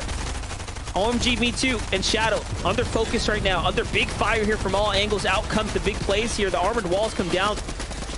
Lucky for them, it's going to buy them a little bit of time, but their team's still looking in. You have to switch it up right now. It's Joji and Rokane, Illest on the other side of the wall as well, shooting inwards. And look at that, all heavy material now depleted from the inventories here. Up they finally go to do the layer change. More metal being invested here by Shadow. Seems like a desperate play right now, though, as the other teams are picking up on it. Finally, the counterfire comes in, but OMG Me Too picked up there. It's going to get taken down. Unfortunately, that's Chubbs picking up, and that's what happens when you're the last one in the party. You knock on the door, and they say, everyone left hours ago. What are you doing? And they just kick you on out. Fortunately, Shadow for him was able to sneak right on in. The back door was still unlocked, and he's trying to see if maybe a couple of points there might be left on the table, but looks like he's not going to be able to find any of them. Really good layer change down to the absolute low, but with only one build left, you can think he's not long here, and that's Rokane finding him before he's able to get that swing off. So good job from Rokane. Make sure to resolve that quickly. Cold taking down Fatchy Fishy as well. In the feed there, you can see Crack and Jack also able to pick up an Elim. This Playify continuing to just rain shots from the side. We still see players dropping. This is all on that Storm Surge, and Playify and Oliver OG. 32 below Monster.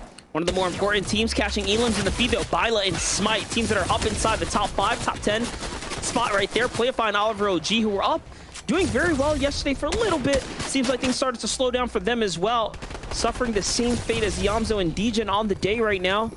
It's not looking too hot. Way below the surge, 1 HP. And the tick comes in. Down goes the teammate there. Ooh. Ouch. But he's above. But ouch. Yeah, ouch, that will hurt, but it just shows that Ranger, if you're able to hit those headshots, I mean, the 45 headshots before the damage drop-off ends up coming through, those add up very quickly, and we saw Fatch end up going down, but now Pamstow is going to be the solo who gets it flipped over to him. He does have that Legendary Ranger, also has the supply drop, so he's going to be able to get some form of excess shields to get him up for a little bit, and players end up going down, so Pamstow will get a chance to try and make an individual effort, so we get replays of all the action that went down while Storm Surge was popping off. Yeah, big fights right here. See, threats catch one right there. Avery on the other side below the Surge too. He gets taken out. Lightning bolts coming up from the top there. Can't avoid them, can't dodge them. If you get hit by them, you're taking out immediately from the game if you are eliminated. It's an elimination blow. For Bugha and Miro, it seems like they were A-okay from the Surge here. Do have a bit less mats that we've seen them with in the past. Just shows how other teams are probably desperate, looking for tags here in the process. Cost them a little bit, but they're up, they're alive. And they should be inside the 4th zone, depending on where it pulls. They're not completely central, so if it pulls relatively north, they could end up in a poor position. But speaking of in a poor position right now, Knifer and Bila boxed up right next to the solo of Pamstow, but they're the ones who's taking all of the fire and all of the heat, and not a ton of extra shields. Knifer trying to defend from multiple different angles, doing a good job making sure he covers the ramp with his head, and then getting hip to hip with Bila, so they're able to kind of, watch each other's backs. Get a little bit of back-to-back. There's Moose going to ramp above him. Rhythm and Mill coming in a little bit late, but Bucky and Cam, that's showing right up top. They got the high ground right over the bugle, and 4th zone revealed, and we are right smack dab in the middle. So, Monster, these players are all praying that half in and half out doesn't pull towards the southeast and back and forth over the bugle, because that could be rough. But what they're going to do right now is everyone's going to pack in right along the outside, and you're probably going to see majority of it happen along the southern part of the zone. I'm more curious to see if Bugha and Miro end up leaving a little early to go ahead and get to the zone. They are just outside there. They're going to have prime opportunity to target these other players that are going to have to move directly into their path. There's no way that teams are going to go up and over into the main city at this point. If you're positioned on the side, that's just how it's going to play out. Pam still rocking by himself here. Take a look at what just went down there. Sniper shot from downrange. Beautiful job there. And look at the follow-up with the heavy Ranger from a distance. He probably didn't get the full finish because the pickup's going to come through, but just showing you what happens when you get the big firepower in hand. And honestly, it's one of the strengths too when you're carrying a weapon that the players aren't necessarily used to. Like everyone, because there's no one-shot elimination or one-shot down coming through those headshot snipes this season, players are a little bit more blasé when it comes to opening up peaks and taking things you normally wouldn't, right? Like if Thomas HD is standing on the other side with a heavy sniper, you're not leaving your wall open or edited, or honestly, you're not leaving just one wall between you. With that being said, a couple teams, hey, they're leaving these peanut butter, the triangle edits, whatever you want to call them, they'll leave it open all the time, and Pamstow might have been able to secure himself a through and a pass through the second Storm Surge by hitting that headshot on the follow-up. Now let's take a look and we'll see, and immediately, Monster, left-hand side, our current leaders, we're below, and then it averages back up above, so unsure if they're able to get some tags there, but just being above it, Creo will take down Pamstow, so despite the nice little tag there, not going to have to worry about Storm Surge because he's worrying about next game instead. Yeah, definitely looking pretty solid right now. Knifer and Bila, though, hats off to them. 4 eliminations already, 2 of which we saw in that early game pickup, but it seems like they're continuing to find success here leading into the end game.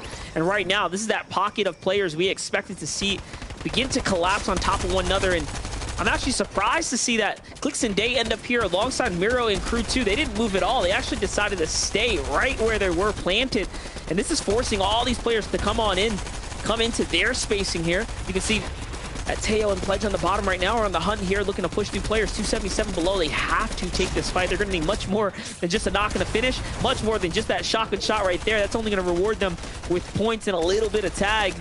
They're going to need a little bit more if they want to stay alive right now. Yeah, but the refresh, getting the shields there could end up being enough, and it looks like they're actually trying to bait Joji and Rokane running through. Opens up with the shot, not going to find necessarily as much as he wants, but they're going to go forward. However, Pledge takes a ton of damage. They are going to get the Siphon, and that's a very, very importantly timed Siphon. It's going to put them just barely above, and it kept Pledge from being instantly eliminated by that Storm Surge coming through. Teo now trying to clean up all over G on the backside, but instead just going to about face, knowing he has the priority position. Everyone has to rotate through there. They heard the surge damage coming out, and they're going to be able to get that final tag. Really well played from Teo and Pledge, so we're going to swing on over to Stretch and Commodon. And they went from 0 elims on up to 4. That is how you earn some points in the end game, guys, right there to set yourself up for Commandment and Stretch. They are just wishing they could have had the same amount of success here, as they could definitely use the points to drape their way into that top 3. Out come an Armored Wall from the pressure coming in from Commandment and Stretch here. It's going to be perfect. Notice now that team can't make an edit. Stretch wastes no time to run across there. Noticing that he's got the clear right away for Miro and Booga here. Already at 2 elims now. So very much worth it for them to go ahead and stick behind inside what was going to be that super congested pocket there. And so far, so good for the vets here. Earning themselves much more points, much more space between the rest of the competition. Yeah, one more duo going down will get them into the cascading placement points. There it is as Cam ends up picking up Crunchy. So now, +1 point. Each duo that drops is an additional +1 point. The big deal here is if Booga and Miro are able to get into a top 5 for the next 3 games, they don't care about pushing the face. All they care about is just staying up in the end. Win the FNCS right here with a solid performance because it puts them just that much farther ahead. Yes, it's not statistically out of the question, but with how well they've been playing, they might have been able to do enough because they're still getting elims, they're still getting placement points. Nobody is having the consistency as them so far, but right now the team who has the ability to challenge, Chimp and Spade, trying to get going, trying to get something moving, trying to find elims, trying to find fights here on the mid-ground monster. They know placement points aren't enough. Yeah, definitely. They want that #1 spot. They're willing to fight for it. You're watching it come into play right now. They know this team edited their way on down. It's a metal wall separating them, and this is an aggressive fight right here. Here comes a pre-edit, I believe. Yes, the Space trying to hold that wall, but no. That team they're gone. Dips on now. Web slingers their way across the map there. And now, Chip is looking for another one. Next target, next victim in play. No code comes through. There's a pre-edited floor there too, so just trapped and dropped. These pre-edits coming out in the end game are just devastating to opponents that don't see it coming. Chimp all of a sudden now is up and comfortable here with the refresh they were looking for the maps. Finds the launch pad as well. So good for them right now. Stretching Commandment though, fighting for high ground. They're just building their way on up. Granted it for free. And now fully connected to one another here. He's missing no opportunity to go all the way up. Keeping an eye on the left side of the screen, we see D-Gen getting knocked on the backside of the zone. That's where most of the action is right now. This yellow God Rays from the top indicate Boogie and Miro. They're still operating the mid-tarp. We actually see them get a knock in the feed.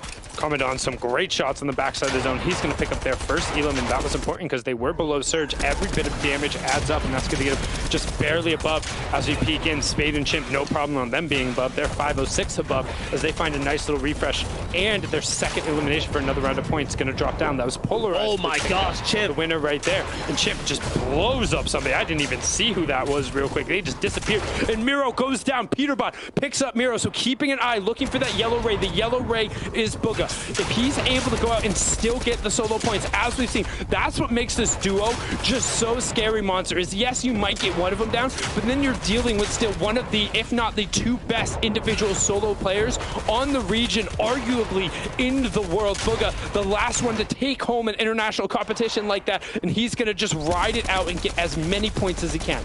Yeah, this is where he's so comfortable, and you can see right there he finds Nick, not afraid to go for those risky plays, to look for the eliminations. Those are points that are going to go a long way, especially in the end game. With every elimination, it's worth 4. Not only for the points, but the placement that he gets in the process. Here comes some shots coming up from up above, and Booga still in it right now, in it to win it here. Holding on. Reciprocal and 20, though, trying to fight their way back into the competition. They already took out some big teams this game. Now trying to play for their victory royale right now on the low ground, though. Chimp and Spade still fighting their way, too. But 30 points separates them from #1 spot because Booga is still alive. You can see Booga just still earning points, still taking over. However, only one build. He needs to find an elimination, though. He did find some old builds, which are just as good. He's able to open up some headshot things coming through from the Stinger. He needs to check the backside of his tarp, and he gets taken down. However, yet another top 10 performance from Booga. However, this is just a little bit of room, a little bit of breathing space for this teams. Maybe in the top 5 and the top 6 who can press forward. Smite and Larson being one of them. Spade and Chimp being the other one as we swing on over. 33 Larson looking for a little bit of room as Peterbot takes down Day. Yet another top 8 performance for Day as Cold also ends up getting Sprite. Continuing the run where Sprite and Nounsy make it off spawn. They get something, but Senton and Cold, they're still getting some points as well as they have a strong Day 2 on the opposite side of this wall. still fighting their way in, and now into the top 10 they go, rocketing their way up here in day number 2. But Spade and Chimp are the team to look out for. They're earning just a little bit more points as every second ticks on, as they continue to out-survive these other teams. Can they find any eliminations, though, in this process? If they can get any more, it'll get them that much closer to getting to number 1 spot. But Spade gets caught up in a spider trap there inside the edge of the builds. Can he make his way around the side? No, not in time, and down they go inside the 5th place. Unfortunately, couldn't find any elim points there. This is Larsen's opportunity now to go ahead and catch up. That's one onto Scented. Nice finish there. Here comes the full elimination. Beautifully done. Into the 4 elimination threshold now. They find just a little bit more. Cold on the outskirts. Should be falling anytime soon unless he has a couple more heals left. Seems like the Spider-Man web slinger is going to keep him alive in the game, holding on to dear hope. And Peterbot into another trap too. Peterbot trying to find a little bit of room. Does have some extra shields. Also has the med miss if he wants to drop in the zone, but not given the time. Vert says, knock, knock. Who's there? He's going to take it out, and he's the solo who's currently operating. We have Smite and Larsen on the low ground, up on the high ground. We have Reciprocal just trying to spray down shots. We talked about him in 20 being able to get a little bit going, starting to look a little bit better today. And right now, Vert back in the zone, looking for an opportunity as Reciprocal running low on builds. Only has 10, 2 builds on 20. Does have some of those iron traps to be able to put down. Here comes the chop. Here comes the break. Reciprocal sent down, and he gets picked up. But here comes Vert. Vert hops skipping to the back of the zone, but he gets picked up, and Larsen says, I'm going to be the one who comes out with the VR. That was an utter scrum at the end, Monster. If Vert would have just gotten a siphon instead of a knock, it was the difference in choosing the one of the 3 solos that were left there. It could have been a different story, but the clutch from Larsen and Smite on the low ground. This team continues to impress us. This FNCS Finals has really been their breakout performance. They have claimed so many big duos and big fights, honestly, clutching up left and right. Take a look at Larsen's accuracy, pinpoint precision there. He just manages to pull it all together at the end. Being able to close it out as we close in on the halfway mark here for day number 2. We'll have 3 more matches left to go, but right now the question is, who can put the brakes on the runaway train that is Booga and Miro? Because no matter what happens, everywhere you look, regardless, solo, duo, they're picking up elims, they're picking up placement points, and they're rocketing up that leaderboard. Yeah, Chip and Spade got a little bit closer, but how close? The standings here are ready to be revealed soon, so let's toss on over to Adam and the boys. Yeah, that was an incredible end game there. I mean, Smite and Larsen are one of the only teams to pick up eliminations in every single one of the 9 games thus far. Again, you know, we've another team. I mean, we saw Reciprocal and 20 there as well, Vivid, who I think were kind of in 36th prior to that. I mean, things are shifting rapidly. It's like quicksand. Some teams getting pulled in, some pulling themselves out and scrambling and getting somewhere up the leaderboard. It's insane right now. Yeah, a lot of teams finding some life here in day number 2. Larsen and Smite, they're a huge team. We actually kind of saw them first when they were shutting down Scented and Cold right outside of Sleepy Sounds in the semi-finals, and now they're here in the finals, outplacing Scented and Cold, getting this victory royale. This is a huge swing for them. Yeah, big match, and you see them shooting right up the leaderboard. They were in 8th place, now moving up to top 3 after that game. We're seeing Jamper and Dukes fall a couple of times, but there is this monster in every lobby, and that is Booga and Miro, who just continue to do what they do best. You know, it's incredible as well, the synergy between the two of them, because it feels that every single time one of them goes down early on, the other one just manages to keep going till, you know, I think it was 10th position there that Boogie managed to get to. I mean, picking up eliminations along the way as well. Obviously didn't kind of protect himself from behind. There you go. He's taken out in 10th. But I tell you what, the exciting thing about some of these teams like Booga and Miro is the consistency element. I know we keep talking about how important this is, but for new players who are coming into the game, like to be this consistent at this level as well, Vivid, I mean, you've been there up at the very, very top there. It is not easy to be that good all the time. No, it's really not. You know, they've just finding their groove here throughout this whole FNCS, you know, and they're hot. It's not even like this is like something new, right? They won the previous FNCS. They won the Gran Royale as well. So they have 2 back-to-back FNCS wins right now coming into this one. And if they continue on this tear, this will be their 3rd one in a row. So the consistency is not only in this tournament alone, but in tournaments in general. Yeah, it's something unheard of, but ultimately they might be doing that, and let's see where they stand, Adam. Let's do exactly that, SBG. I love your style there. let's head over to the standings right now and see where they lie. Is it top still? Yes, it is. A 29-point lead right now. What with Jamper and Dukes falling down to 4th position, having got out very early on in Game 9, we can see that Mira and Booga have made quite a play now. Although we saw as well, Spade and Chimp doing a fantastic job there as well, Vivid, of managing to, even from the back of zone, still managing to frag and get a ton of eliminations to add to their score. Yeah, we're talking about consistency when it comes to Booga and Mira, but Chimp and Spade are consistent in the amount of eliminations they get. They actually have the highest average eliminations because they do have 42 eliminations, the first team to break 40 eliminations, and the chase is on, right? Yeah, they are 29 points behind, but it is possible. We haven't seen Booga and Mira slip up yet, but if they do, Chimp and Spade are right behind them. Yeah, playing their own great tournament here. 260 points. There is another massive gap between them and the rest of the field. So right now we got a 2-horse race going at it for this first place. But as we've seen, anyone could fall early and really make a way up there. We did see Scented and Cold on the first page for the first time in this tournament. Now another team, Peterbot and Quanti, rising up on this second day. We also see D-Roller and Trashy playing so consistent. And after that first match of the day, Threats and Users right there in 13. Yeah, you know, I mean, obviously 11th through 20th as well, because of course every single position here in FNCS Finals counts for some kind of element of the prize pool, and as you make your way further up, of course, that increases. So the fact that it's changing constantly as well is big for the players, because who knows where they can land. They need to make sure now, with 3 games left in this competition here at NAE, that they have to deliver the goods here. Vivid, SBG, I think we're all looking at Mira and Booga here as well. Just to give you guys some context at home, these guys have, I think, on the last of the 9 games, I think at least 5 of them, they finished inside the top 4, which just goes to show that kind of eliminations plus placement points that we keep talking about as well, how important that is and integral to getting yourself up to the very top there, because to do that time and time again, that is why they're sitting pretty in first position right now. But it is time for the next game, game 10 of 12 here on NAE on finals day 2. We'll head back into the action with Sundown and MDF. I know we're waiting eagerly here because it's all to play for with just a few games left. Over to you, fellas.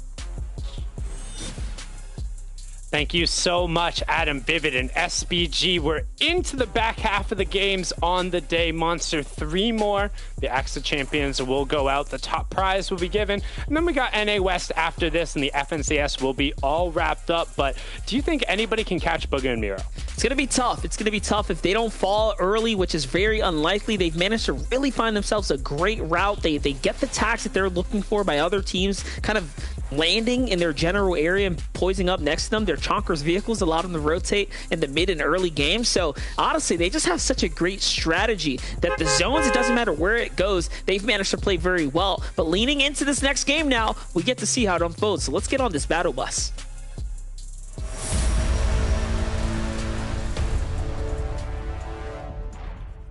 Game number 10. 3 more to go here in the East. And who else is atop the throne right now playing King of the Hill other than the solo World Cup champ, the icon himself, Booga, with the FNCS. I mean, I call him the owner, the demon, the one who has just run through and just destroyed most recent times his partner, TNA Miro. But Monster, where else will we kick it off but over to Greasy Grove, where the score is now 5-4, so closing in on equal.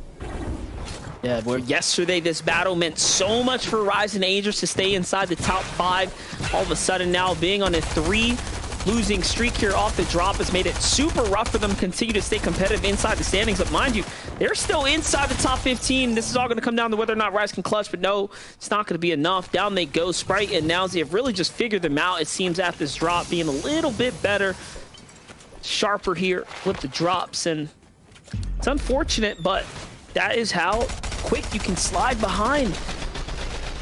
Yeah, now it's 5-5 going up. And what the general contest ends up looking like, if you want to go and VOD review this, what Aegis and Ryze look to do is they look to hit the floor drops and then immediately group in that corner, break the floor and break the 2 coolers, hoping that they end up both pulling double Chug Splash and immediately Chug Splash each other. The problem with that is that on the opposite side, if Nounsy and Sprite get high rate of fire weapons and they break the two walls opposite there, you now have to defend from two different angles without ever having farmed any materials. And unfortunately, they're starting to lose that fight as we swing over to the other contested fight that we've seen repeatedly here, and that's Walkers and Golden against Spegu and Charlie. And Golden trying to put a little bit of pressure here with Walkers already taken down, so 1v2 with the Siphon coming out. It's going to still have the effective HP advantage. What a shot! There's the heavy. There's the heavy coming into play. Body shot, little 59 tag to the calf there. You can't escape the damage of the heavy, especially when you're aiming down sight like that. Beautifully done. Mind you, it's a extremely small crosshair, so you have to be deadly accurate with it. Golden and Walker, man, like I said, impressive for them to be besting this team here on the drop. It's keeping them at least well within some points away from having a donut of a competition. So all in all, for their first FNCS finals, I'm sure there's a lot to learn from today, a lot to take home from here. Same for Princess Wolf and AMT, doing a little bit better, up in 32nd place right now, chasing down Vert, our team who was just in that end game last game, fighting for that victory royale there. All in all, looks like this is a full-on push here. He's got the side angle and everything. Sliding down the hill, trying to get the best angle, just ripping shots over, but the Timber comes straight down and nobody gave them a heads up. That's Redux from the side, and that's some valuable Storm Surge damage a la the tree. And don't forget, that will end up going down. It will break builds, but somebody